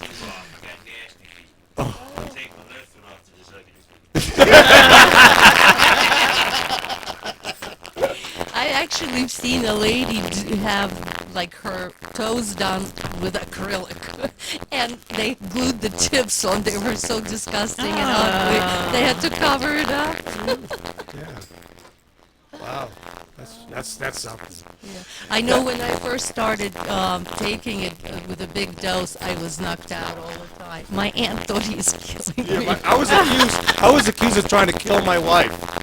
I mean, this created big fights in the family. I still don't like her family because of this. Yeah. And they're okay with it. I mean, they just want me alive. That's all they, they're not judging her. They're so great that You're lucky he's the- 'cause a they lot of say, people do yeah, judge. they know that, I'm blessed to have him in Yeah. my life, because if it wasn't for him, No, it was they weren't against the cannabis oil. They were against the way she was so out of it. yeah. And it wasn't only the cannabis oil at that time. She was taking all Oh, kinds yeah. of prescription pills too. So, Yeah. I mean, mostly everybody came like in the morning when I just got up with all these meds still in me, and I was also taking Ambien and Xanax at the same time. Well, I had to get- Ambient's the devil. Yeah. that was fight with her. Yeah. Yeah, so That's thank God he insisted enough. I'm like, It's much better Just give the now. cannabis a chance to sleep, because she was taking it because she was afraid she couldn't sleep. And with this machine with heat and hot flashes all night, I mean, I'm Yeah. up like almost every hour. And I realize it's because of the machine, because when I sleep every once in a while without it, I can go 3, 4, 5 hours without waking up. With the machine, I'm up like every hour, hour and a half. That means I can go 4 or 5 hours without waking up too. Well, right now I'm Isn't there on. a way to put it in a box? No, this Like- is No, this it's is the not. box for the machine. The machine and the batteries. Right. That's not what wakes us up though. Oh. It's the heat. This gets very hot. Oh. Okay. So It's all right. I know. he thinks it's contagious. No. I just believe you. You look very happy, Ed. I'm so happy to see you look so happy today. I don't know about that. I have good weed right now. Oh, okay. I guess you got in touch with California. Similar. Your California side. Or your Colorado side. All right. Let's give Iris a call. Okay. I hope y'all can hear her. I got the speaker on in there, so hopefully you can hear her.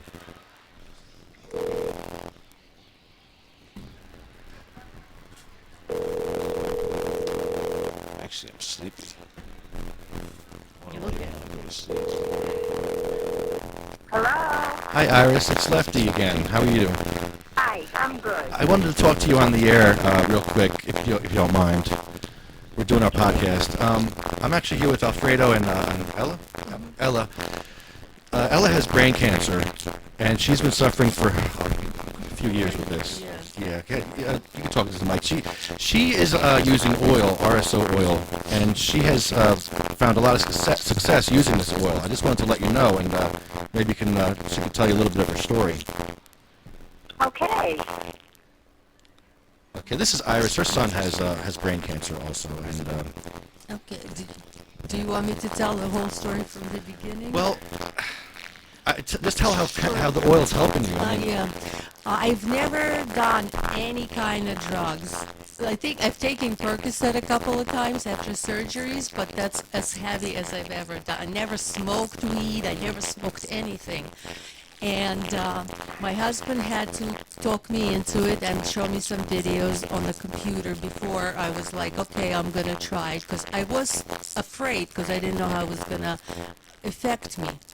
So he did all the research, and I'm very happy that I have him in my life because he saved it.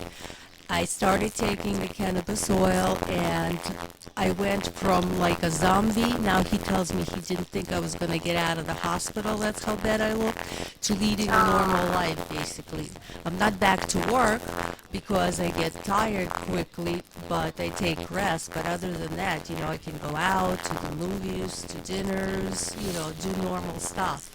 Do stuff around the house, and it's like improved the quality of my life 1,000,000%. I can't even tell you how different it is now. So I highly recommend it. What's that, Iris? Has it stopped the growth of the tumor? No, we went, it started from us going to Colorado, and we did get to speak to some people there in dispensaries and some medical people, and on the side kind of explained everything to me and how it works and what I need to do, and we've just been going based on that information from the people who's done it before, and have first-hand knowledge. We're just following the rest. But is it curing you? Are you getting... No, it's all on the DL. No, is the tumor shrinking? I don't know. I haven't seen the last one, but the ones I've seen, it's not so much shrinking that it's not growing back. It keeps it from going back right now. Whatever was left there after surgery, because they can't take 100% out, is just staying put, and nothing. It has not been growing since it was taken out. Okay, well that's good. How long have you been on it? Over a year, like a year and a half now. I started October 2014. I started. And how much a day do you take? Well, that you have to talk to my doctor. Just my husband, I call him my doctor. He's the one who does all that stuff for me. He's just a miracle worker. I'm sorry. Yes, I'm sorry. yes, he does. Put the headphones on. You can hear it. Okay. Yeah, he does know how to make it. We can actually come up there and and give you a hand if you want. His name's Alfredo. He's a really nice guy. Hi, Iris. This is Alfredo. I was Lefty had just mentioned to me about your situation, and I'm willing to come up there and show you how to do it and give you the ins and outs of it. That would be terrific. Do you do it his original way with the rice? Yeah? With the rice cooker? Yeah. No, I don't use the rice cooker. I use a little bit different method. I use a smaller container because it just works better for me. I can container and collect it better because once you make it, you have to collect it into a syringe. Right. That's a very hard thing to do.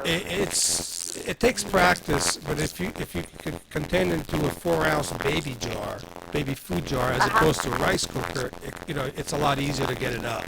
If you know what I mean. But I can explain. I mean, we could set something. I can give you my phone number offline, and I can get you a number from Lefty, and I can give you a call later on tonight. And then we could. Terrific. I got to tell you, he is saving my son's life. Oh, Lefty is. We're gonna save him. We are. Whole crew, he and Cindy, they're just incredible people. They're definitely going to heaven. Hang on to their... They are. Well, I don't know about Lefty, but... Thanks, Iris. That means a lot. It really does. How long has she known you? Stick around. They're just absolutely... The way they like even... I've been trying to learn how to do this thing. I'm making it all wrong. Yeah. And, he just finds a way to put me in touch with the right people. Her problem is that she's only getting 1 gram per ounce of oil. And she's spending $535 at the dispensary for 1 gram. It's like... This is I use 2 ounces at a time. That's what I like. That's what I like to work with, and I get anywhere from 6 to 10 grams out of 2 ounces of weed. What am I doing wrong? I don't know. I mean, I don't know how you're doing it. Maybe it's the rice cooker because the surface is too big. So I don't know. I have to see what you're doing. But you know what? The best thing to do, Iris, like I said, I'm very serious about coming up there, and my wife and I will come up and we'll go. We'll, Great. It's a process. I mean, am I actually? I know, like, I usually do it over 2 day. Usually it's a 2 day process for me because I'll grind the weed, decarboxylate it, and then I wait till the next day. Next day I make the weed. I mean, make the oil because it's. You let it cool off.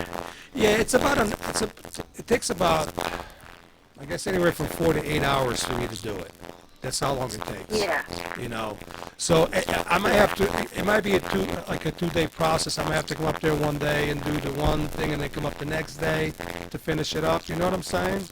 Okay. All right. Well, you can tell me what you do. I can decarboxylate it. Well, yeah, that's fine too. But I'd like to, for the first time, I'd like to be there with you just to make sure everything's done right. I mean, you know what, Iris? This is a very important thing. We're talking about your son's life, so I'm not going to play around with it. I think also because you're having an issue where you're not getting as much out of it, then it's good that somebody watches the whole thing to see where the discrepancy is. Or maybe you can just watch the way I do it and just go to, you know what I mean, and just do it my way. Right. But I'll get your number from Lefty, and we'll go from there. Give me a call, and I'll give you a call later on today. Thank you so very, very much. Thank you, Iris. Thank you, Iris. Thank you, Lefty. Yeah, thanks. We'll try to get up there maybe Monday if that's good for you. Okay. All right. Thank you, dear. Okay. Thanks. Say hi to Chad. Bye-bye. She's a sweetheart. Thank you. Thank you so much. Seriously, guys. She needs help. She really needs help. She's lost. We're getting donations from different people just as piecemeal. That's just amazing. And she needs really some. I mean, I can't donate anything, but I could donate your time and your knowledge. Your knowledge is huge. Yeah, that's a huge thing. Who actually taught me how to make this was Cindy's husband. It was Robert. Okay. That taught me how to make. And you know where he taught me? Right in front of the State House at one of the protests. Dude, I was hesitant to making it. Huh? Cooking class video. I was hesitant in making this, and then he pushed me that little bit more that I went home and did it that day. And now you're an expert. I'm not an expert. Yes, he is. Sounds like it's me. But because every time I make it, I'm like worried that's not going to come out. I've seen it in action. Every time. But I have fun doing it though. I do have fun doing it. I like playing with it. It's therapy for him. It beats masturbation. Believe me. It does. Try it sometime. It's similar to meditation more than masturbation. Oh my God! Everything goes down to Wow, it wasn't me this time. It wasn't me. What's his name say? What's the director from a long time ago? Roman Polanski? No. It's similar. Sick pervert? No. Similar to him, the one that married his stepdaughter. Oh, the other pervert. Yeah. Woody Allen. One of his movies. He goes, I seen this clip yesterday. It said, "Don't knock masturbation. It's sex with someone I love." He's a sick mom. Yeah. I like his sense of humor, though. Yeah. Stress relief? Yeah. Oh my God. Are you hungry? I'm very hungry. Because we gotta get some of this Weed Man's joint food. Hey, can we order a Christie burger? How do we order a Christie burger? I want a T-shirt and a Christie burger. It's the other way around. You want a Christie burger with a T-shirt? I want that. I'm gonna eat that sucker right here. Put it right in front of me. I'll smoke a big fatty and I'll eat it. Interesting. Who do I talk to? John? I gotta tell John? All right. Should I call the joint from here? Yeah, why not? Hey, Weed Man, what's your number? Here. I want to try some of that. Oh, can you share that? Wait, give me your number. 609? 337-9973. Okay, this should be fun. Put on your headphones, guys. This should be fun. Ask him to deliver it too. Where's my hat? His hat. Oh. All right, here we go. I'm losing. Let's see who answers. Hope it's Phil.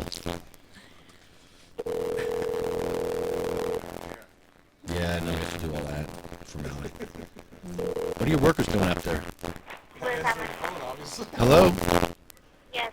Hello, yes. This is the SativaCross podcast. You're on the air. We'd like to order a couple of Christie burgers back here in the back room. Okay. And a chicken cheesesteak with peppers and onions. Would you like onions and lettuce and tomatoes on that cheesesteak? Yes, please. Okay. All right, about 15 minutes. Wait, who's eating the Christy burger with me? You gonna have one? You gonna have one? Christy burger? All right, two Christy burgers. You want one? I don't know. My butt is saying no to the Christy burger. No, you want to split it. No, you want to split it. Trust me. You want to split it. Trust me. And we'll split one. Yeah, okay. Two Christy burgers and whatever she said. Whatever she said. Thank you. You're welcome. Thank you. You're welcome. Bye. You have very nice employees here, and I must say. Now, if that was John, we would have heard some colorful language. Yeah, I want to talk to John. We want John on the phone. I want to hear some shit. Colorful language. See, how you really do it is you go in the back and you hit the bell a few times while he's not standing there. Let's do that. Oh, yeah. He comes out, who's doing that? And then he sees me and he's okay. I have some colorful language.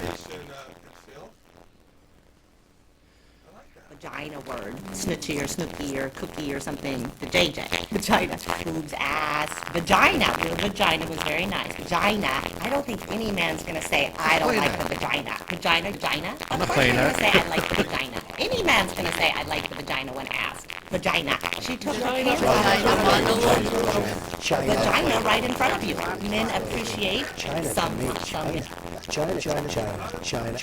You want to buy from China? That's great. Buy from China. Buy toys from China. China in particular. JJ. China.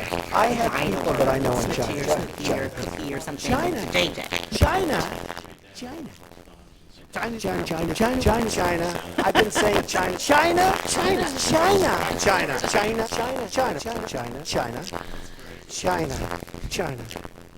China. Boobs, ass. China. Vagina.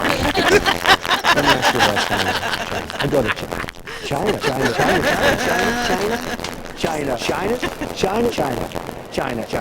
China. People from China, they love me. China. He has a vagina. China. Any man's gonna say, I don't.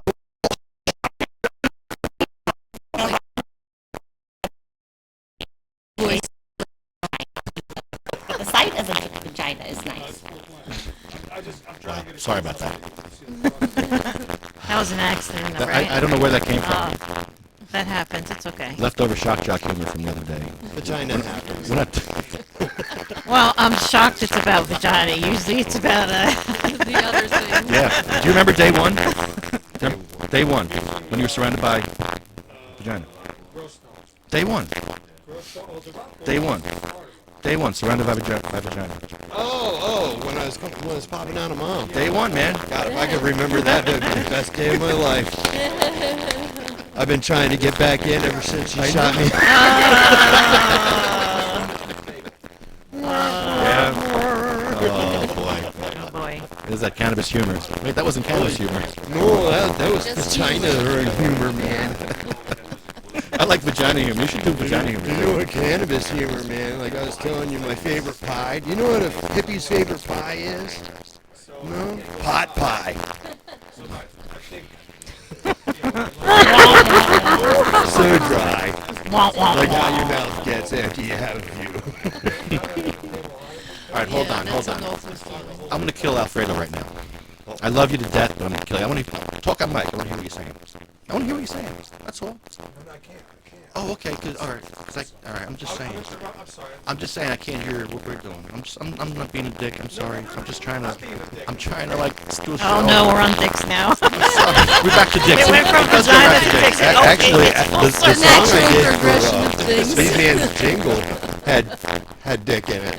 It did. It starts off with happiness is a Chris Christie turkey burger from New Jersey weed man's joint. The taste and the flavor outweighs even the governor. So come on out, it's on point. Woo! Get on down to the weed man's joint. Yeah!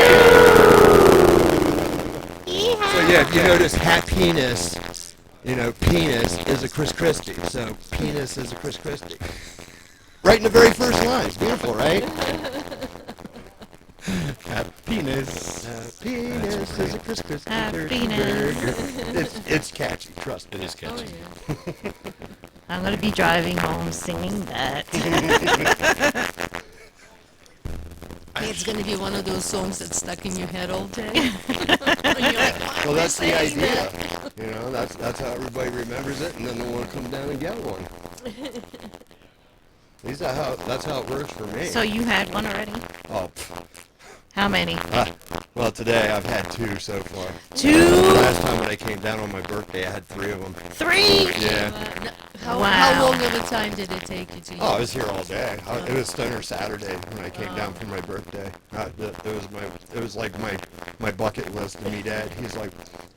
He's my hero, man. Cannabis warrior all the way. Yeah, he is. And He is. when I told him I was from Pennsylvania, that I was the happy hippie. He was like, "Oh, so you're a Pennsylvania pothead?" And well, the name stuck, so now I'm the Pennsylvania pothead. But I'm okay with that. Good. Absolutely. What part of Pennsylvania are you from? Originally, I'm from Lebanon. Moved around, lived in Hershey for a bit, which is where I came up with the birthplace for the happy hippie. Comes from the sweetest place on earth, Hershey, Pennsylvania. And I love Hershey. With almonds. good I bought stuff. 2 bags of candy when I was there with the kids, and it was 11 o'clock, and then they realized they're going to melt by the time we go home. They had to find a cold place to store it. Was it your belly? Well, half of it. But yeah, right now I'm living in York. Oh, okay. York. My daughter is moving there in the summer. She went to York College. Yeah. She graduated. Awesome. Then she moved to Baltimore. And now she's moving back to York. So She didn't like Baltimore. she can't find work that pays, you know. She did 4 years. She needs to get her master's. But she can't find work. For what? What kind of She's work? an art therapist. So she's going back to York, and she knows people there. I particularly don't like York because it's, well, it kind of reminds me of New Brunswick. A lot of crime. A lot of crime, shenanigans going on. but good, little bit of good area. Yeah, I my think son I is in New I think I Brunswick. live in around the good area. I'm in Eastern York. So Yeah, that's good. it's a nice little area, but it's like 10 minutes down from where the bad area is. Yeah. And there's been a lot of unsolved murders here of late. Oh, yeah. And it's getting scary. All right, don't tell me anymore. Yeah. Is Well, 10 minutes enough No, buffer? I know. What's that? It's 10 minutes enough buffer from the crime zone. It's 10-minute buffer. I mean, right outside the college is where stuff happens. Yep. My Absolutely. daughter actually got pulled over and for doing nothing. But the police officer told her to go back to school. Oh, yeah. They don't want the kids driving at night down there. Yeah, we got a joint going. You don't want to miss that. Do what Obama used to do. Remember Obama used to like slip in? You slip right in there. Look at that. Perfect timing. I mean, she Pretty brought good. some of her own, but I figured why not? You Obama it. She can have mine. I'll just take deep breaths. Yeah. I'm so Secondhand sorry. smoke. All right, I'm not that sad. Sorry. That's the second smoke you want to inhale, right? Absolutely. No. Oh, no smoking for you at all. Just oil. Okay. All I did was straight vaporization too. Okay. Which is kind of funny because the cop said that I told him that I smoked a joint. You know, when they had me at the hospital, they said during the preliminary hearing and the suppression hearing, they said that I told them that I smoked a joint. Now, this is kind of funny. When I gave up smoking everything 7 years ago. So When? How? I've heard that lying on a police report is a felony. So Could be. just based on that, especially since I've been on the record with my doctors at the VA that all I've done is vaporization, for a cop to say that I smoked something, yeah, about that. Wow. So So you vaporize now? yeah, I was doing straight I don't like vaporization. it. I I don't like it. Me neither. I don't know why. Me neither. I don't like it. I bought one. I did too. I bought a volcano for crying out loud. That's what I have. Idiot! Duh! I'm not sure if I like vaporizer, but I'll buy a volcano. Yeah, I didn't do You that. get me the biggest one they have, right? Biggest and best. I just didn't like it. And I'm a hoarder too, so now it's just sitting there. Is it because of the throat? I hear it gets hot, and I know Al coughs a lot afterwards. I don't know. I don't know why I didn't like it. I just... From medical point of view, inhaling real hot stuff into your throat, I'm thinking it can't be that good. Well, that's why. Well, it wasn't hotter than really. It smoke. wasn't really hot. Oh, No. The His, stuff that his is hot. Yeah. The volcano actually fills up a balloon, and then you can wait until it like cools down, and then you can just take it as you need it. So that's why I love the volcano. Yeah, that sounds like a better method of delivery. So do you vaporize at all? No, I don't know how to inhale anything except air. That's a good thing. Keep doing that, please. Yeah, I tried one time and I just couldn't. Well, whatever you do, don't forget how to do that whole breathing air. Yeah, that's important. Step one. That's right. But Let's all take a breath My now. little cannabis capsules allow me to take breaths, basically. Yeah. So that's good. It is good. Actually, my back feels pretty good right now. I had some lavender lotion rubbed on me as I walked in. On your back? Lefty, yes. Oh, Nice. Yes. I didn't get that kind A of little welcome. sample. A little. That's the welcome I got. Very nice. You Feels must be good. important. Feels good. Never tried that before. So our news girl is off this week. She had a family situation. She's off. So I'm going to read the news. You stuck with me this week to read the news. Sorry, guys. I'm not as sexy, but hey, I'm trying. Unless Karen wants to read the news. No way, Karen can't read. Well, this is actually a relevant story. Only 6 days after starting cannabis oil, this little girl's leukemia went into remission. I saw that, and that is amazing. Really Don't you amazing. love when there's good news? I like good news like this. Yeah. Yeah. Do you hear that, Governor Christie? Yeah. Listen up, Governor. Diagnosed with cancer at the age of 7, Michaela Comstock was declared in remission of T-cell acute lymphoblastic leukemia 3 years ago yesterday. Although her family credits cannabis for saving Michaela's life, and cannabis has been shown to kill cancer cells in the laboratory, the FDA still refuses to approve cannabis as a cancer treatment. There's a big surprise.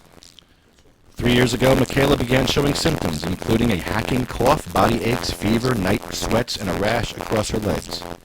Suspecting Michaela had strep throat, her doctor placed her on antibiotics, but her health continued to deteriorate.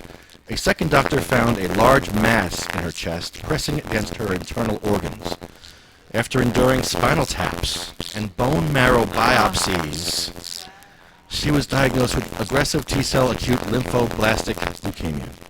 To treat these symptoms, such as nausea, loss of appetite, restlessness, Michaela's mother, Erin Purchase, started giving her a gram of cannabis oil each day.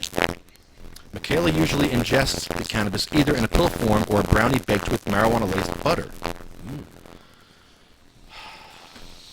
It's only anecdotal. It's anecdotal. It doesn't mean shit. Don't worry about it. It doesn't.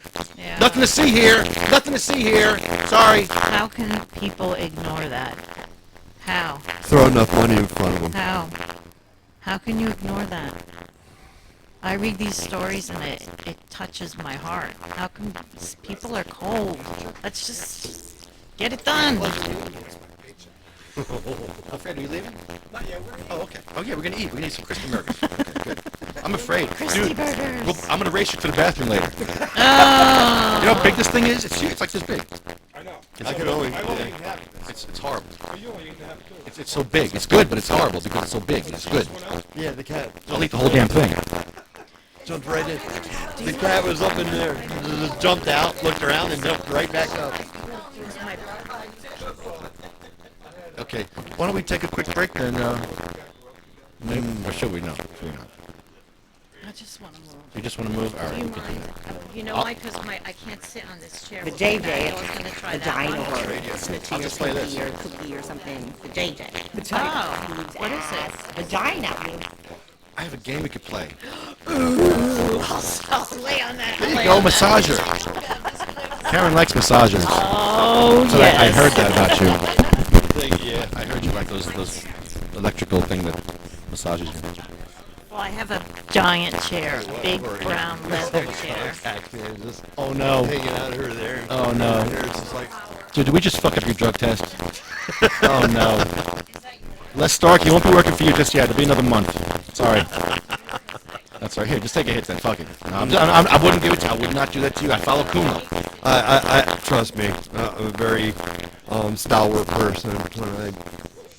When Yeah. my eyes on the prize. The carrot is in front of my face. I love it. You're stoic in the face of danger. In the face of peer pressure, he stands firm. I don't want to do 6 months in a cage, man. Fuck yeah. And if you break probation, man, that's the first thing they're going to do. They're going to throw me in a cage for 6 months. For a plant. Yeah. Karen, can you shut that door, please, behind you?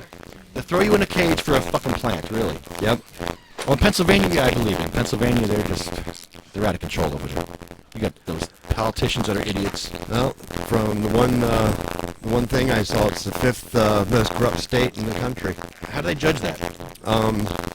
There's a couple folks up in Canada that was taking in all the stories and all the arrests and so forth all over the place as far as the war on drugs, and they came up with it. So when my state comes up in the top 10, yeah, it's kind of eye-opening. New Jersey should be up there because I got beat up for cannabis. I actually got my ass kicked. The cop kicked me in the chest while I was handcuffed on the ground, laying on the ground handcuffed. He kicked me in the chest, and all they had was an eighth of cannabis. But no, that was worth the beating. And Well, let me tell you. And his own song. Let me tell you a story. My father was a diabetic, and his sugar dropped. You know, he was a bed diabetic, non-compliant.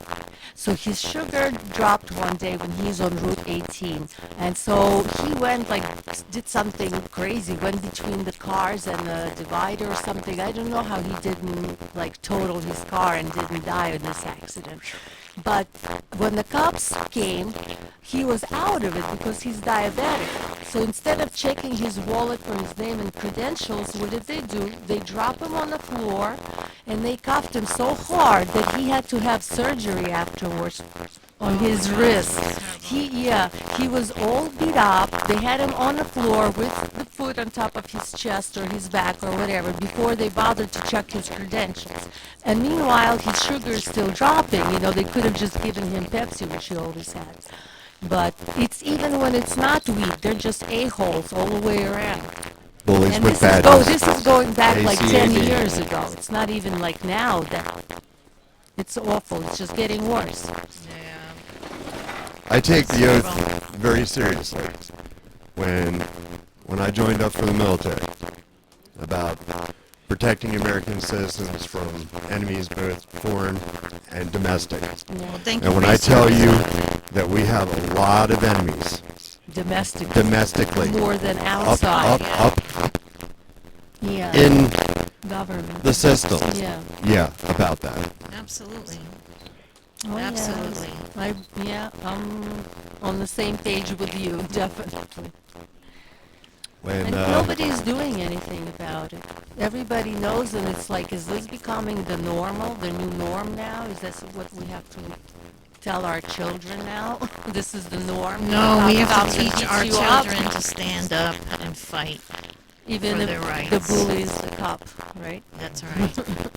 I never experienced that. I never been I hope you never tackled or did. anything like that. I already know that I would never not be able to contain myself. I would fight back, probably get killed, or beat up. I already know it.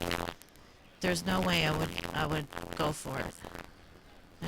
Especially for no reason, which is Most of the time. Right. Yeah. I'm trying to get internal affairs to do an investigation, but it doesn't seem they want to investigate themselves. No. Not able to get the ACLU to work with me because I make too much money with being a disabled veteran. So I'm in the process of looking for a lawyer to take up my case because I'm going to fight this for my civil rights being totally violated, and for them doing no parts of their job, not doing not doing my Miranda rights if I was supposedly arrested, losing the dash cam evidence to both of the squad cars, and then not let me do my right to refusal or the Econo warning, being threatened repeatedly in front of my parents that I was going to be tased, thrown down, hog-tied, and thrown in the back of a police car, and then they take me in handcuffs and take my blood from me without any kind of warrants or anything. They took your blood? Yes. While I was in handcuffs. Did they I take it had by to. I didn't have a choice. Or did they take it by needle? They stuck a needle in you? Yes, they stuck a needle in me and they took my blood while I was handcuffed like this. Oh, hell no. I even told the phlebotomist I didn't want him taking it from either arm because I wasn't here by choice. And the police officer said, he's going to give blood. No. I know as They a wouldn't nurse, I can't They take... wouldn't even let me out of the handcuffs until I had signed stating that it was my blood. I would have made them. I wouldn't have sign. tried to sign it in their blood. Yeah, because as a nurse, you have to ask a patient before you stick it like 20 times. I have the right to stick you? You okay with this? And I'm not after it for money. I don't want money because that's coming from the taxpayers. That's coming from you and everybody else. That's not coming from the officers. It's not hurting I want to them. hold the officers responsible for violating my rights. That's the only. If there's a lawyer out there that wants to fight and thinks that this is an interesting enough case to try and win, you can have the money. I'm not interested in the money. I'm interested in holding the cops accountable. Why don't you do research and do it yourself? It can be done. You missed the first part. I'm a service-connected disabled war veteran. Okay, I suffer from severe post-traumatic stress disorder, and I suffer from permanent brain damage from traumatic brain injury. So for me to try and do all this looking stuff up. Yeah. Thank you so much for guarding our country. We appreciate it. Thank you to all the military people and their families. I say that I wouldn't allow the cop to take my blood, or I would fight back, but you really don't know how you're going to react in that situation. I might get scared to death that I'm going to die, that he's going to shoot me. As soon as I got up out of my car to start recording him with my phone, he took my phone away from me, smashed me up against the car, and put me in the handcuffs so that I couldn't record him. And said because I was too dangerous, because I was all like jerking around and so forth. But the first officer wanted to state that I was lethargic and slow. So how is it that I was lethargic and slow and seemed to be stoned to one officer, but at another point I was just like, boom, I'm all over the place. I'm a maniac. I'm out of control. It's like, what? When you're not having conflicting testimony there, why don't you get on the same page and figure out what the hell you're doing? Did they get any type of repercussion? None. I tried. We put in 5 complaints to Internal Affairs. Internal What did Affairs they get didn't want repercussion? 5 days suspended with pay? Ooh, I'm so scared. Well, but till I get done, because they lied 5 times. They lied 5 times on the police report. And each lie is a felony. It's a felony offense to lie on a police report. So Why 5 don't you lies. ask Ed? Ed is very, very smart. He probably knows all your answers. I brought the transcripts along for him to look through all the information. I brought the police report from when I was hit by a police car, because I was hit and run over by a police car when I was 5 years old. Oh my God. So then they want to wonder why I have an issue with cops and so forth. When I was hit and run over by a cop car, which made me, somewhat brain damage in the first place, yeah, about that. But, I'm disabled from my back. I had 6 back surgeries, but I have time. If you need help with anything, I'll give you my email. I'll help you research stuff. I'll help you do whatever you need. I truly appreciate it. I'm a supportive person. This is what I want to do. I've been in the house in bed for 15 years, so, I'm out 8 months, so I want to do stuff. I want to help people. So, plus I like research, I don't know. I'm doing everything. I'm not a nerd or anything, but I just like to read and say, wow, that's that, and, knowledge. I have the... Just your knowledge alone and your digging for stuff just saved you, how much money? Can you announce that or no? Well, no. I'd rather not. Okay. a lot. But you saved some money. But just because of researching something, Yes. and it saved you money. And this is not the first time. I mean, that was is a lot of money.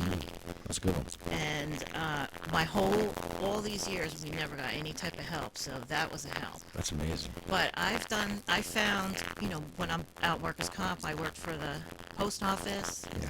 And they had big manuals. I brought them home and read them, and I found this one line sentence, like 545 dash blah, blah, blah. And it said something about a health benefits refund program. And I'm like, for being on workers' comp, because they're charging me over $500 a month for health insurance, saying that I was a retiree, but I'm still employed there. I'm out on workers' comp, but I shouldn't be paying a retiree rate. So I found that out, and they have to pay every quarter. They pay the extra, so it's like $300 a quarter. But that's my money that they're taking. Why not just fix the problem? Make two. If you're not retired, you're not paying the retiree rate. If you're retired, you pay it. But anyway, so I went on this board online with disabled people. Through the years, I needed help, and you read. There's a lot of smart people out there, and I let everybody know about that refund program, and people were like, "I got $3,000 back. I got $6,000," because they never told anybody. No one knew about it. Yeah, you gotta read all the fine print. I have a quick anecdotal story. Oh, there's no fine print. They make up their own fine print. We're talking the post office, the government. They have their own rules, so. Most of them are pretty dumb, too. I took care of a patient once that he was diabetic and they messed up at the hospital, so he had like a chronic infection in his foot, and the way that it happened is he was going to work. He just got a new job. He was going to work wearing these shoes that weren't comfortable. He had a little blister, and then it just escalated because it wasn't treated right. So he had all the free time, and so he stayed at home reading all the documents, like all that you sign when you get a job, like all the life insurance and this and that. And he actually found a clause in there somewhere that for dismemberment, because he lost his leg, he got $4 million. If he didn't read it, he wouldn't have known. I didn't get anything like that. There was some kind of insurance evidently that he got. But doesn't it suck that you have to find out yourself? Yeah. Do you know how many things I had to find out myself? When I went out on workers' comp, nobody knew what forms, what to do. My union, the bosses don't help, management, so nobody knew. So I went to an attorney. And I asked him, am I doing this right? And he goes, you're doing everything right. When you have a problem, come back. I'd never seen him again, because all I did was read about what I have to do, When you have time, down, from here down was hurting, but from here up, Overdrive. it still worked. It still worked. Tracy, you can have my messed up head. And Oh, I'll I'm take sorry, your I meant no. You're good. No offense taken. Trust me, I'm good with it. Okay, that was a funny one, though. You have a good one between the two of you. Wonder Twin powers activate. Power of Stoner. One really good one really bad one, though. Nice. Love it. Let me see. Say it again. Hippie power. Thank you. Got the flower power on your arms. Yes, I do. Love I got it. Janice, I got John. I got a few. Dude, we got a Christie burger here. Oh, let's see what it looks like. We gotta split this. I don't know what it looks like. I want to see it. It's ridiculous. So we'll make, yeah, I know, right? A glazed donut, though. We need a knife. We have to cut this in half. We thought, well, Dan saw it. I still have half of one over here that I didn't finish yet. You man. do? Yeah. Why'd you say you wanted half of this one? What are you, nuts? Yeah. Yeah, but you'll eat the whole thing. All right, yeah, I know you got the car. Yeah, I know you're nuts. That's you're certified. Yes. Yeah. But regardless, you want me to eat this whole thing? Are you nuts? Not right now. Be like I did, man. Eat like half of it now and half of it later. Oh, come on. Look at this. I got a donut. I got a ready. I got it. I got it. Look at it. Look, Look. I got it. Nugs is Make Keep it doing talk, that. make He'll it talk. eat it. He's like, oh, look at me. Hell yeah, Make the yeah, donut yeah. talk. Make the donut talk. I'm gonna eat this. That's what Chris Christie would be saying. Yeah. Make it talk to me. I'm gonna eat this. So that is 2 turkey burgers with mac and cheese in the On- middle, on a right? glazed donut. On a glazed donut. Yep. What I do for the show? My butt doesn't need that thing. Nugs is following you around. They'll share it with you. But John cooks really, really good, so Oh my God, yeah. everything. Like I This said, is the my first when I favorite came now. over, I destroyed 3 of those in one Saturday. Wow. My goodness, he fit it all in there. Nom nom nom. He got the surgery. He had it, yeah. Now, isn't that perfect? It's like sweet, it's savory, it's But I love the it's mac hearty. and cheese. It's like got so much going on in one shot, man. Unlike crispy. I would like everything but the donut. The turkey Yeah. burgers and the mac and cheese. Because Got I the know the sweet. mac and cheese rocks here. If it wasn't on the donut, then it wouldn't be the crispy. The last time I was here, Lefty, I got 2 chicken cheesesteaks to go home with peppers and onions. One for me, one for Dan. Dan said he wasn't hungry. I said, if you don't eat this, I'm going to eat it as a midnight snack later because I already knew it. Nice. Sure enough. Because I was here, I didn't eat all day, and then I ate one, and I was like, oh, that was so good. So I have one right here. Yeah, as far as like, you know. Come you on, were eat your saying, burger. Looking into things, it took me 15 years to work through the channels of the VA because they misdiagnosed me back in Ugh. 1996 with bipolar. That's terrible. And Jesus. I lived with that diagnosis until 2009 when they figured out that there was something else going on there.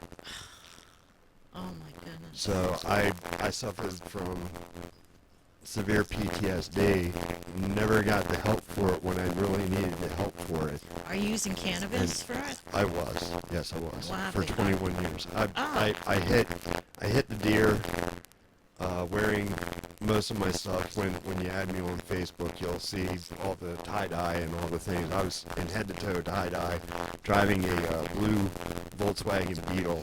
So, yeah, it's not a far stretch to say that I was like profiled right out of the gate. Yeah. And one of the first questions they ask me is, why do I smell a strong odor of marijuana? Well, that is usually when the first question. I wasn't driving with anything on my person or anything in the car. Whenever I'm doing shows or when I'm doing charity events and such like that, I don't ride dirt. I do everything at home. And for them to say that it smells like a smokehouse in there, total lie. It was just so that they could get in. They forced the search on my car, and the thing is, they just didn't search it once. They searched my car 3 times without consent. They forced the searches. In fact, if you bring Sweet Keith in and talk about it, she was in the passenger front seat, and she heard all the things that were going on. She heard all the ways that they were escalating it with their questions when I was already in a panic attack, hitting the deer and so forth. No, she wasn't allowed to take my phone. I got up out of the car to start recording with my phone and saying that I do not feel safe with you or the way that you're going about with your questioning, and right away they took my phone away from me before I could turn it on. If I knew that that was going to happen, I would have been recording right out of the gate. But I was expecting the state game commissioner, not state police. And just 4 days prior to this, on November 4th of 2014, I had just had all the charges dismissed against me because I was profiled at the place that I was living at as being a drug dealer. And after having my home raided and them confiscating what little cannabis I had in the house and such, I'd finally gotten that dismissed and so forth on November 4th. And then 4 days later, I got cops again harassing me right out of the gate. Wow. So I've been in 3 back-to-back legal issues because of just the way that I look. And that's not right. Profiling is not right. Taking away people's civil rights and so forth isn't right. No. Just to try and you prove something. gotta look around because there has to be a lawyer that would take that case. That would piss me off. If I was a lawyer, I would take that case. Find a lawyer. Trust me, I tried to. I thought I had the #1 DUI defense lawyer in Pennsylvania to do the suppression hearing and so forth, and turns out instead of being the #1, they were the #1 losing lawyers as far as I'm concerned. I can't say who my lawyers were or whatnot. If I put anything out on social networks or so forth, they can hit me for $3,000 for each instance. So I'm just going to elect not to talk about the case or how things went. But in the long and short of it, I felt like I was raped by a cactus. That's how it felt.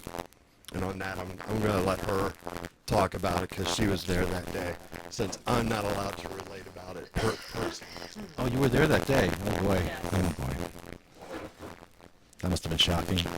Yes, it was. It actually started out as a trip for my birthday and my roommate's birthday as well, and ended up with Matt being taken by force to Gettysburg Hospital and having his blood drawn. No consent, no right to refusal, no Miranda rights, no roadside sobriety tests, no evidence, no nothing.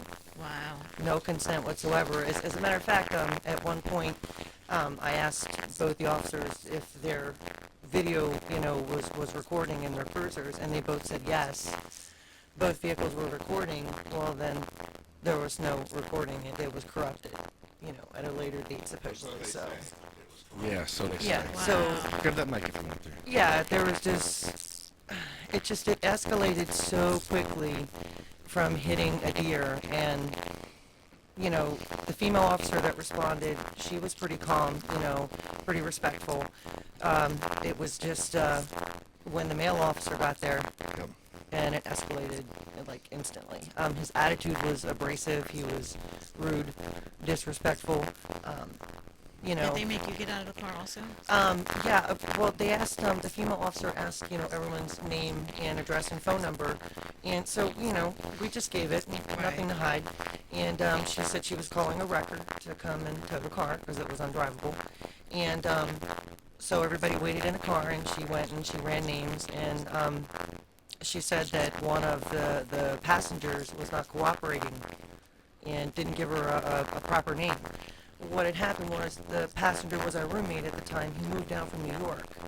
And she said, what is your name, what is your address, and what's your phone number? So he gave her his New York phone number and Pennsylvania address. And yeah, so that raised a flag, and that was, her reasoning to call back up and to get everybody out of the car, to get to the backseat passenger. And so, yes. We all had to get out of the car, and then we were all searched. Without consent. Terrible. Yeah, without consent. The male officer got there and immediately, where's the pot? This is just from hitting a deer. Yes. The male officers immediately, where's the pot? Who's smoking pot? I smell it, don't lie to me. And, Matt wanted to record, and when he got up out of the car to do so, the male officer just Shoved me planted up his against the hands, car. yeah, in his chest and shoved him, in the V of the car, the open driver's side door. So, yeah, from that point there, it was It was a nightmare. definitely. It sounds like a nightmare. The whole entire story sounds like a nightmare. Well, not story, your life. It's terrible. Definitely. And the thing is that it could happen to anybody. Yeah. Right. Absolutely. Yeah, the way that the officer kept poking at him, and Matt tried to contract with him, I had PTSD. And the officer, the male officer stated, well, how do I know you have, PTSD? How do I know you're even a veteran? you could be making that all up. So What an ass. yeah, it was horrible the way that he was treated. Yeah, you're on the air. Hello, you're on the air. Hello. Hi, this is Dr. User's office. Is Edward available? Yeah, this is him. Hi, just wanted to confirm that Monday, the 29th, you have an appointment at 9:30? Oh, the medical marijuana doctor, right? Yeah, that's Dr. Huzar? Yeah, oh, okay. I'm looking forward to seeing you. I need to get some more cannabis. Okay, thank you so much. Okay, Okay. bye. Sorry about that. I had to take that. That was very nice of her to call you. That was awesome. I can't wait for those days for myself. Right, honey? Yes. So yeah, that night was just, ever since then, it's just been so much stress and anxiety. His case really wasn't handled the way that it could have been. And right now we don't have anyone, that would take Matt's case to do any kind of an appeal. And it isn't even really worth an appeal. It's an extra $5,000 each time at the state level. And he might get a do-over, he might not. It's no new evidence that can be submitted, so it's just take the lumps. Basically, take it and that's it. Yeah, and that's what's And so that's frustrating. So really That's what 3 senior lawyers have told me so far. Yeah. Oh, hell no, that would be... The time, for introducing and defending has unfortunately passed. So, and it happened in the blink of an eye. In the same day they had the suppression hearing with a 10-minute break and then went right to the trial. So the whole suppression issue and so forth was done in less than an hour. Yeah. Damn.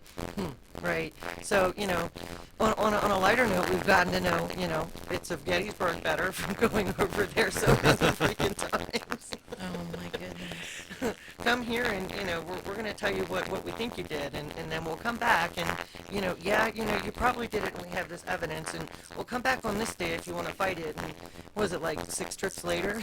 Yeah, it was like half a dozen. Read it down. But, I don't know what to say after that. we'll be out of here, and I do have to say that if anything serious would happen in my life, I would seriously hesitate to call and involve the police. Absolutely. I mean, it would have to be something, murder, something. Big theft, just file a report. I don't even know. Probably just find the person who did it instead. I just don't trust them. No, I understand completely. And I'm someone who never I think encountered it's the last anything like person that. you want to call anyway. Because, I mean, right. Obviously. What happened Well, like to you, but we weren't calling for the police. We were calling for the state game commissioner to come out and put the deer down because the deer was not dead. Yes, but just know, if you call 911, the police Cops are going to have come regardless. Yeah. So, that's my side of the story. You don't call the cops unless you want something destroyed or somebody killed. Then you call a cop. Yeah. Like if I wanted you killed, I would call the cop right now and say, hey, she got a gun. Yeah. Watch what she pulls out of her pocket. Yeah. And then what I'll do is when they're messing with you, I'll go, gun! Should we do that on camera? That's the worst. A good scene. I'll do it. That's like fire in a movie theater. Just you want to piss a cop off when they're a bitch and all quiet and all calm. Gun! Watch them freak out, man. I know how to piss off cops. I go to police stations all the time. I smoke weed.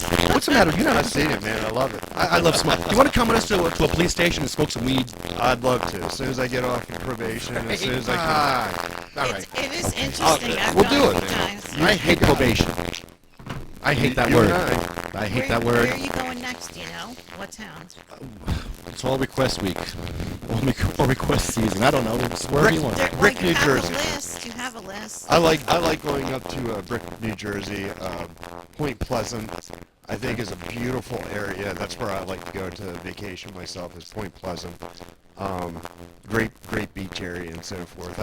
I'll go with you on that one. Absolutely. My first kiss with Denise was on Point Pleasant Beach. Nice. Fond memories there. Continue. Tell us the story we want to hear. It was nice. We had a nice time. It was our first date. Point Pleasant. Our first date was right here at the New Jersey Weed Man's Park. On my birthday. Wait a minute. On my birthday. No, sir. We came down here for our first official date. That's no lie. On Stoner Saturday. We spent the whole day here getting everybody mad, tore up, telling jokes all over the place, having a blast. Was the best first date ever. Wow. That's great. It was great. And I can never forget our anniversary because it's on my birthday. No, yes. Wow. And that was his idea. Yeah. So he wouldn't forget it. Aww. Smart It's all mom. about you. Right? I always forget mine, so. It's like, it's my birthday, but we both get presents. Definitely. So it was a present for me because I got to meet my hero, Ed, the New Jersey Weed Man. Me too. And that to me was something that I wanted to do on my bucket list before I, took off for the West Coast. Yeah. That's great. So, I've known Ed for like 20 years, man. I've been supporting him and done stuff with him. I love the guy. awesome. Awesome guy. I've been studying him for years, but I Last- didn't know him personally. Last 4 years, I've been For a following while. his column and a lot of the things that he does along with him and so forth. The thing where they went down to Harry Ann Slinger's grave and peeing on it. That's fun. Oh my God, I was laughing. Yeah. I was crying. It was so funny. I was so. That was a excited. very interesting video. What a relief that was. Literally. Oh my goodness. Yeah, no, we had a blast on Stoner Saturday. Music and food, and yeah, it was great. That's good. I always have fun when I come here. Sometimes It's too the much vibe. fun. It's all about the vibe here. The Yeah. vibe is so positive. Absolutely. It's such a there's no separation here. It doesn't matter about color. It doesn't matter about if you're this, if you're that. Come in. Love it. Right. It looks so much different with Oh the my God, colors yeah. out there since we were Yeah. here. Yeah, Yeah, they do big a lot of work. improvement. Yeah, when And I you know first what? came down, I brought Ed a present. I actually done some of my own artwork. Right outside the room here is a portrait that I had done up professionally after I got done. And it says Sweetly Spot. Oh. And I wanted to donate that to the temple. That's my artwork. That's nice. That's the hippies artwork. Well, I made a peace sign, a mosaic one. Cool. Yeah, when he first opened in, was it June, July? I don't know, when was it? It was like April. April. I was close. up on a I year. was close. Yeah. Nice. Yeah. You always have fun here. So I have one last story before we go here. Read it to It's a good us, one. Leslie. It's about Canada, our friends up north. I know. You know the story. Yes, I just saw this. This is great. Canada allows home cultivation for medical marijuana. Oh my goodness. This is huge. Huge. Medical cannabis patients in Canada scored a major win in federal court today when provisions that prohibited home cultivation were struck down. The Canadian government now has 6 months to formalize rules. Nice. Taxes. Let's not forget taxes. And they also said they have a separate island for people that vote for Trump, or if Trump wins, if you want to get out of it. I think I'll be going You there. can go to Canada. They Yep, they're actually putting- said they're that putting- I read that article. So. Yep. Right. Yeah, I read it too. And I have a lot of friends up in Canada. Do you? On my oh yeah, a lot of my friends on Facebook are Canadians, or crazy Canucks as I call them. they're some of the best people. I've gone up a couple of times before you actually need a passport, where if you just showed your birth certificate, you could go up. I've made several trips up there. Wow. Really great. So we interrupted the story, but. No, keep going. Just saying. Canada, I love Canada now. Oh, I'm a big fan. That's where You don't I'll want me move. to say, you don't want me to say. If Trump trumps it and he becomes president, I'm out of here. You know I'll what? move If to he Canada. becomes president, I swear I'm gonna be just so disappointed in the people. Yeah. You know what I mean? Like, not him, because I don't give a shit about him. He's fucking horrible. In the beginning, it was this, that, but now he's. It was like he's it was like gone. one of those He's funny. mentally fucking bent. It was like one of those funny jokes. It's like, oh, he's running for president. I mean, he's a and then, smart man. And now here he is. He's winning it. It's like. Okay, oh, joke's shit. over. All right, that's No, it. stop. Funny The no joke- more. This isn't funny. Stop it. In the beginning, he was really smart, but he wasn't, saying all this crazy shit now. He just snapped. But you know what? He's got a lot of supporters. Well, so did Hitler. Yeah. I guess But that's a fucking scary thing, dude. History repeats itself because people don't learn. Here's our question of the day. Would you kill the baby Hitler if you had a chance? Would I kill the baby Hitler knowing that he's gonna... Fuck yeah! There you go. Without even any hesitation. Damn. You kill him too? To kill baby Hitler? Yes. There you go. I would. Just give him to Chris Christie. Just give the baby to Chris Christie. Hand him over. Say, here, Chris, this kid is sick. This kid needs cannabis. This baby needs cannabis, Chris. Here you go. They'll be like, oh, yum, yum, yum, yum, yum, yum, yum, yum. Baby's tits are good. Get in my belly. Fat bastard. Yes. Fuck. Sorry. Don't be. I love it. Back to Canada. Oh, Canada. Oh, Canada. Canada had attempted a monopolized, state-controlled cultivation program, and patients found that the cannabis to be of poor quality and consistency. How does that sound? It sounds like Jersey. Wow. Wow. Shows you the government doesn't know what the fuck they're doing. Wow. Compassion clubs and dispensaries operate in many cities, but to do so without a national legal framework. Wow. The medical marijuana purposes regulations were declared to be unconstitutional and violate the charter rights of medical cannabis patients. A brief was filed by Normal and by Freedom Leaf Policy Director Paul Armentano. That sounds familiar, that guy. Yeah, I've heard of him before. He argued that eliminating home cultivation unduly limits patients' access.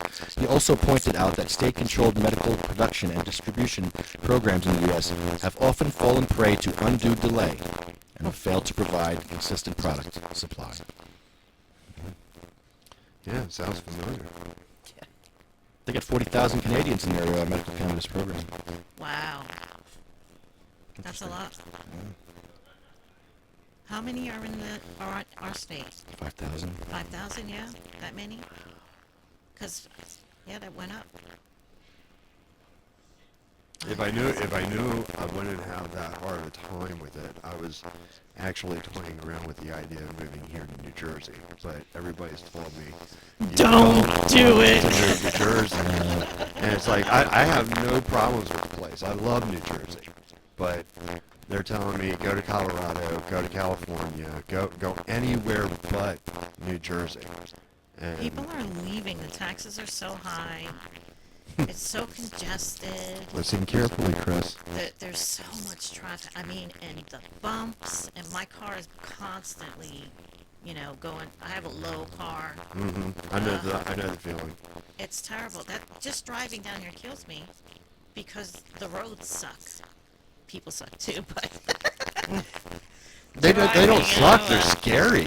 yeah. I mean, Well, drive down the turnpike, and every other car is just different states, and they don't know how to drive. It's either New York, Delaware, Maryland, or New Jersey. It seems Pennsylvania. All of them. Yeah, well, I was the Pennsylvania. But so. no, there's New Jersey has plenty of them. Plenty. But I like to drive fast, so we won't discuss that, right, Lefty? It's okay to drive fast, but when you're doing this, No, I don't this do close that. when you're getting this close to people. I don't do that. Oh. I don't do that. But I like to.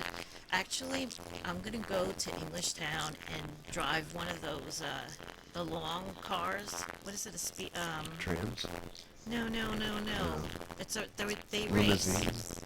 It's a race. Yeah, it's a race car, but it's the I call long them one funny with the parachute on the back.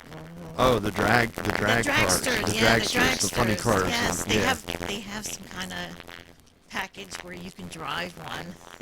Oh, In wow. Englishtown, you can do one lap, or I don't know how much it costs, but I would do it. I would do Seems it. like something to put Or on you the can bucket go list. or you can go with an instructor and go a few laps or something. Yeah. But hell no, I'd like to do it myself. Hmm. Just one pass. They go straight. That's it. Forward, never straight. Gaily forward, as my father used to say. Yes, that was one of my father's straight moments. Hello. What's happening? Who do I owe for my burger? Oh, $9. Did you eat it? I had half of it. Did you get a t-shirt? Not yet. Get me one too. Tell him I got a Christy Burke. I want my t-shirt. That's all I got. I just want a t-shirt. I was going to play an awful game, but we're not going to play this game today. No. I'm on probation. No. Herd or squirt? No, we're not playing herd or squirt. I did. Get a different job. No, that's a joke. That's a joke. She got the best job in the world. She's I stoned. know. I Hell love his, yeah, I I'd love work how here. he set up the hiring process. It's like you have to fail a piss test if you want to work here. And You everybody's cannot always pass a so piss nice, test too. and work here. They're very Everybody's patient. always so nice. I ran a roofing company for 20 years, and that was our motto. You pass the drug test, you don't work for us, and if you fail, you better share. Nice. I'm pretty good at sharing, man. Wait, who is she again? Sharing is caring. Sharing is caring.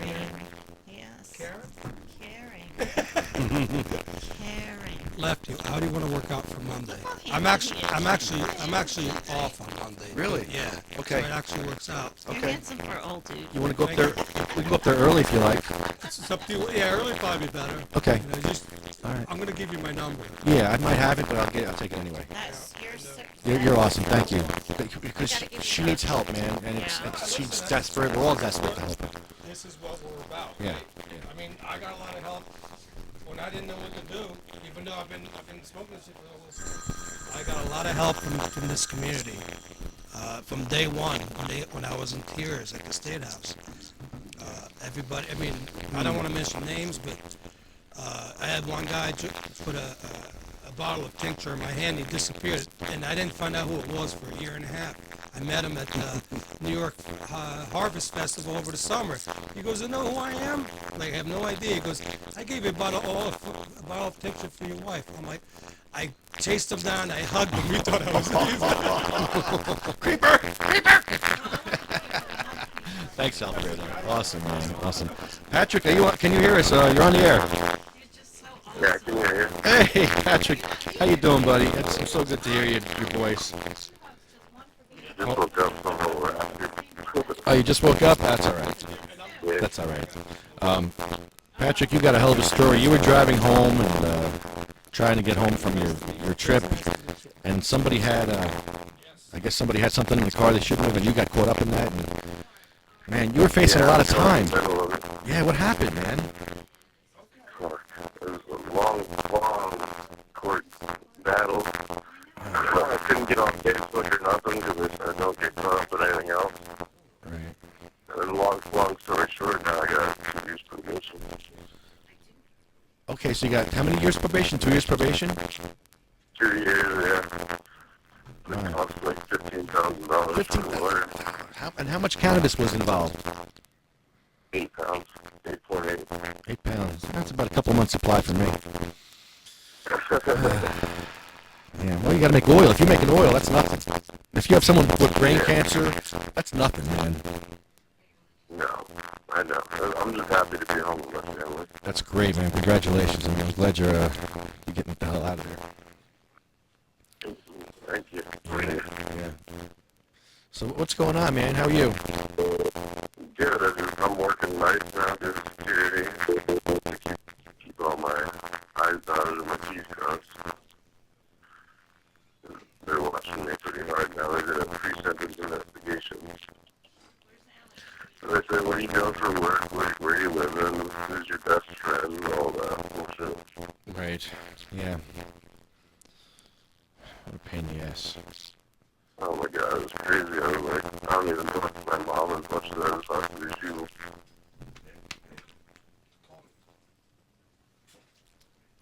So where are you living now? You back home? Yeah, I'm back in Humboldt in the same place I was in the Humboldt. last 6 years. Okay.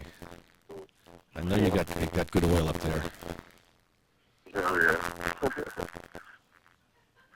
We did it right.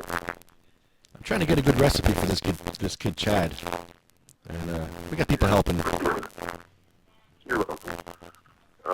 I was gonna go into the dispensary because I can still research stuff. I just can't. smoke or ingest anything right now, but I can do some research for you guys out here. I sleep, until about noon now, and then I work 10 to 6 every night. So you're not a medical cannabis patient, though? I am, yeah. I have my machine. Okay, you have your California card, but you got stopped in Nebraska? Yep. Okay, that's what happened. So his card doesn't mean anything. Over the border, his conditions, all of a sudden, he's better. He's healed. He crosses that line, you're healed. I don't have Crohn's disease or PTSD when I'm in Nebraska, apparently. That's some border. Border heals people. Yeah. It's like Jesus. Once I get clean in March, they're going to transfer it to California, my probation, and then I can smoke again. But until then, I have to stay sober. Man. So do you have to do community service? What's that? Do you have to do any community service? No. Okay. Yeah, lucky you. My friend Matthew here has to do community service for hitting a deer high on cannabis from a month. Yeah, he was high on cannabis a month before, but he hit a deer straight, and they charged him with being stoned. Yep. And he has to do community service, but he's going to hand out pot flyers for community service, marijuana. Yep, stuff. Yeah, for a 501c3. That's awesome. ACAB. Love it. I love That's it. just one last year, somebody else will get that. Yeah, well, I'm glad to see you that you're home, man, and finally have a good happy ending. Not the kind of happy ending. Yeah, finally. Yeah, not It that took kind of. so long, I didn't know what was going to happen. I know, we were scared for you. You were facing like a million years, dude. We had a guy here in Jersey. He was facing 30 years for growing 17 plants in the woods. Wow. Yeah. And he was like a horticulturist. He thought they were pretty. He was like, oh, they're beautiful. 17 plants. Facing 30 fucking years. He actually got 8 years. He's in jail. 8 years he's got for 17 plants. While murderers and rapists are out in a couple years. Oh, yeah. That's crazy because there was just a thing that showed Humboldt County in California has the highest arrest record out of any county in California. And there's 58 counties, and it's like, up here, you can grow houses and plants, nobody does this thing, yet we still have the highest arrest record. Like, what's going on? No, that's where I'm planning to move out to. After I'm off probation, I'm planning to move straight out to California to get both of the cards, the medical card and then the grower's card, so. Yeah, now there's, actually, you can get a transporter license as well. So while you're in California, if you get pulled over, you just show them your license and you're good to go. Awesome. Yep. But even with your card, you're allowed to transport up to 10 pounds. But then the license allows you to have anything over that.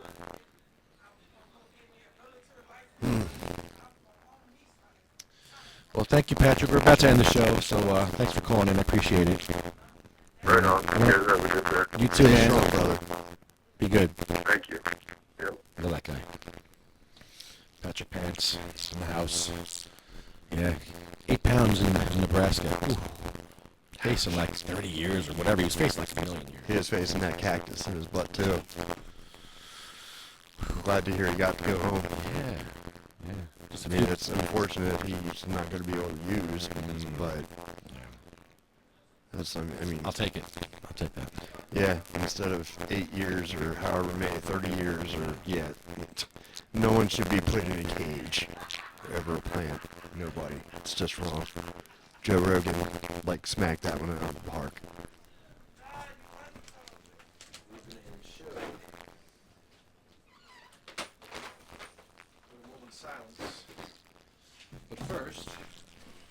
But first, our sponsors. I want to thank our sponsors. Magic Go Butter makes your recipes better. Magic Go Butter. Eat to treat. In your magical butter machine. Make sauces, cookies, smoothies. Salad dressings. You know anything about tossed salad? No. No? Man. No. What do you put on your tossed salad? Come on, you had to have a tossed salad in your life. What would you put on it? Miracle Whip, salad dressing. Okay, you can make that in a magical butter machine, you know. Awesome. You'll never Yeah. taste any of that nasty salad. It makes your recipes better. It really does. If I made a salad, it would be with something else green instead of lettuce. Yeah, some cannabis salad, man. Yeah, cannabis I like salad, that. man, with some cannabis salad dressing. Yes, I love that. Eat and treat, like you said. I'm starving. Eat. 2 treats. Magical Butter Machine. MagicalButter.com. I want to thank Garen Angel for giving us a bunch of machines to give away the last few months. And he's really helping people. These people really need the help because the government's not helping them. So it's up to us. It's up to us friggin' potheads to help each other. Wow. Solidarity, man. What are we gonna do? What are we gonna do? Solidarity. Come together. Right now. Yeah, here we go. Over me. Wait, is that song "Come Together" about a threesome? By the way, I don't know, man. It's always had me confused. Come together right now over me. So you got two people coming. You get two people coming over you. That can be kind of messy unless you have cellophane over your face, and that's a whole different thing. Yeah, that's like a whole different kind of shower. It ain't one of those yellow ones or something. Or a Cleveland steamer. Yeah. You heard of that? Yeah, I did. It's usually done on the glass table. You know about that? Yeah. See? Yeah. You know. Yeah, It was on Better Call Saul last week where he did the one in through the sunroof, where they talked about the Chicago one. I think was what they called it. Yeah, the Chicago steamer. Yeah. I love that show. Absolutely fantastic. What was the one this week about the pie squatters? People that squat in pies and cry. I missed it this week. Oh, I was doing a show, so I didn't get to see this one this week. So it'll be a surprise for me. It won't be anymore. But pie squatting is sounds like fun, doesn't it? It does. Yeah. I like pie. And squatting. And crying. All at the same time. I'll cry while I'm laughing. Let's do that. Let's make a video pie squatting. Why not? Fuck it. Sure. I guarantee you everybody's going to be doing it anyway. So, pie squatting. Naked. It's a naked thing. So it's kind of weird. Chuck Kwiatkowski might do it. I do it. Right. I'm not ashamed. All right, I'm down. You don't have to be stoned either, so we'll figure out a day and we'll get there. Sure. Squatting some pies together. Have a naked happy hippie making a pie. How about I squat in a Christie burger? I could squat in the Christie. Why don't I squat in this thing and see what happens? I'll be crying and oh. What do you think? You think I should? And then send it to Chris Christie. It's a special delivery. I will squat in this Christie burger and send it to him. I'll do it on camera. I'll bring this home. I'll do it on camera. It's something I have to do by myself in my bathroom. Yeah. Yeah. In the shower. Where I can wash it off. Because it's going to get all over my... Ugh. So, Karen Angel must love our commercials. MagicalButter.com. Get your machine from MagicalButter.com. I want to get one, man. They're awesome machines. They're multitaskers. I know. I want to get one. I seen one over at the adult bookstore and hearing all the hype about it. Definitely want to get one myself. Love it. Also, we're giving away a Magical Butter machine every month. And with that Magical Butter machine, you will win a medical-freedom.com flag from William Haney. These little flags have sativa and indica labels, and you put them on your edibles, so you mark your edibles. So you know which is cannabis and which isn't. Exactly. It's good stuff. Medical-freedom.com. And we also have the children, JacksonStorms.com. We have NewJerseyWeedman.com. We have SativaCross.com, CMMNJ.org, Legalized for Lorelei, Tuffy's Fight, DavidVersusAutism.org. Jump in if you know one. Prayers for Pete, Prayers for Sarah, Jenny's Purple Ribbon Journey, Jenna's Journey. I'm getting good at this. I'm getting more. There's a couple I missed though. Do you have an organization you can reach out to? Keystone Cannabis Coalition. Yeah, Pennsylvanians for Safe Access. Campaign for Compassion. Still waiting. And I want to give a shout out to the refugees, American refugees. Vivian Wilson, Jackson Storms, Sarah Estrella, Diane Fornbacher, Claudia, who's now a refugee. And I guess we'll see you Monday, guys. The people that didn't get their cannabis, Diane Patella. I should get. It's like surprise. Oh no! Oh my God! Whoa! Wow, you a man. There's Bushra mixed with that, right? Yes. I was just telling him about Thank you. That's what he put it on my back. So look, you're the man. I've been making this lotion. It's been very, very good. It's Oh been my God. pure cannabis lotion. Oh my God. I've been meaning to get with you. I've just been very, very busy. Oh my God. You're the back of my mind. Oh You're my very, God. Yeah. But he's going to be around more Yes, often, so. I'm actually coming back to Fully Baked Radio, so at the end of the day and everything, I have a lot of stuff. I'm trying to. And on top of that, not just Fully Baked Radio, we're actually going to start coming back to us like the rallies and everything. Yeah, and we got a lot coming up. We got a lot coming up. I'm glad you like that tincture after that. Make sure, I'm making your own lotion too and everything, so definitely you can try it out and see exactly how it's coming. It's a lotion you use every day. Let me ask you a question. Do you make RSO? RSO? Like Rick Simpson oil? No, we were just talking about that, but nah, not yet. So that means as far as the RSO, but it means you have to strain the alcohol from the... Yeah. Yeah. I'm not there yet. Okay. But but this very first station, this is the very first batch we just got came out. my house up. It was done for about I know what you're talking about. It was done for about like 12 days, so it's very, very good and everything like that. So I'll bring you more. Ooh, it worked. You're welcome. Oh, yeah. Take care. Wow. Tincture, man. I got like 5 hugs. Wow. Because I feel good. My back feels really good. He put the lotion on. Nice. It's He nice puts the lavender. lotion on the skin. He put the lotion on the skin, and I got a little something too. Can you shut that door, please? I'm sorry. Okay, so Diana Patella did not get her access.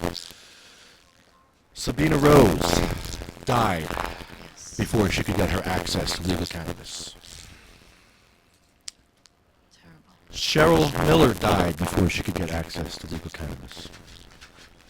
Marie from Pennsylvania died before she could get access to legal cannabis. Little Gracie, little baby Gracie, died in Pennsylvania without access to cannabis.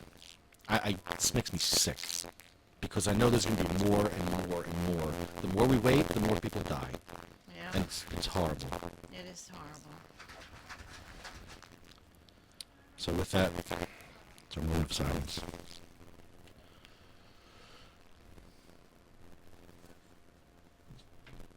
They shall grow not old, as we that are left grow old. Age shall not weary them, nor the years condemn. At the going down of the sun,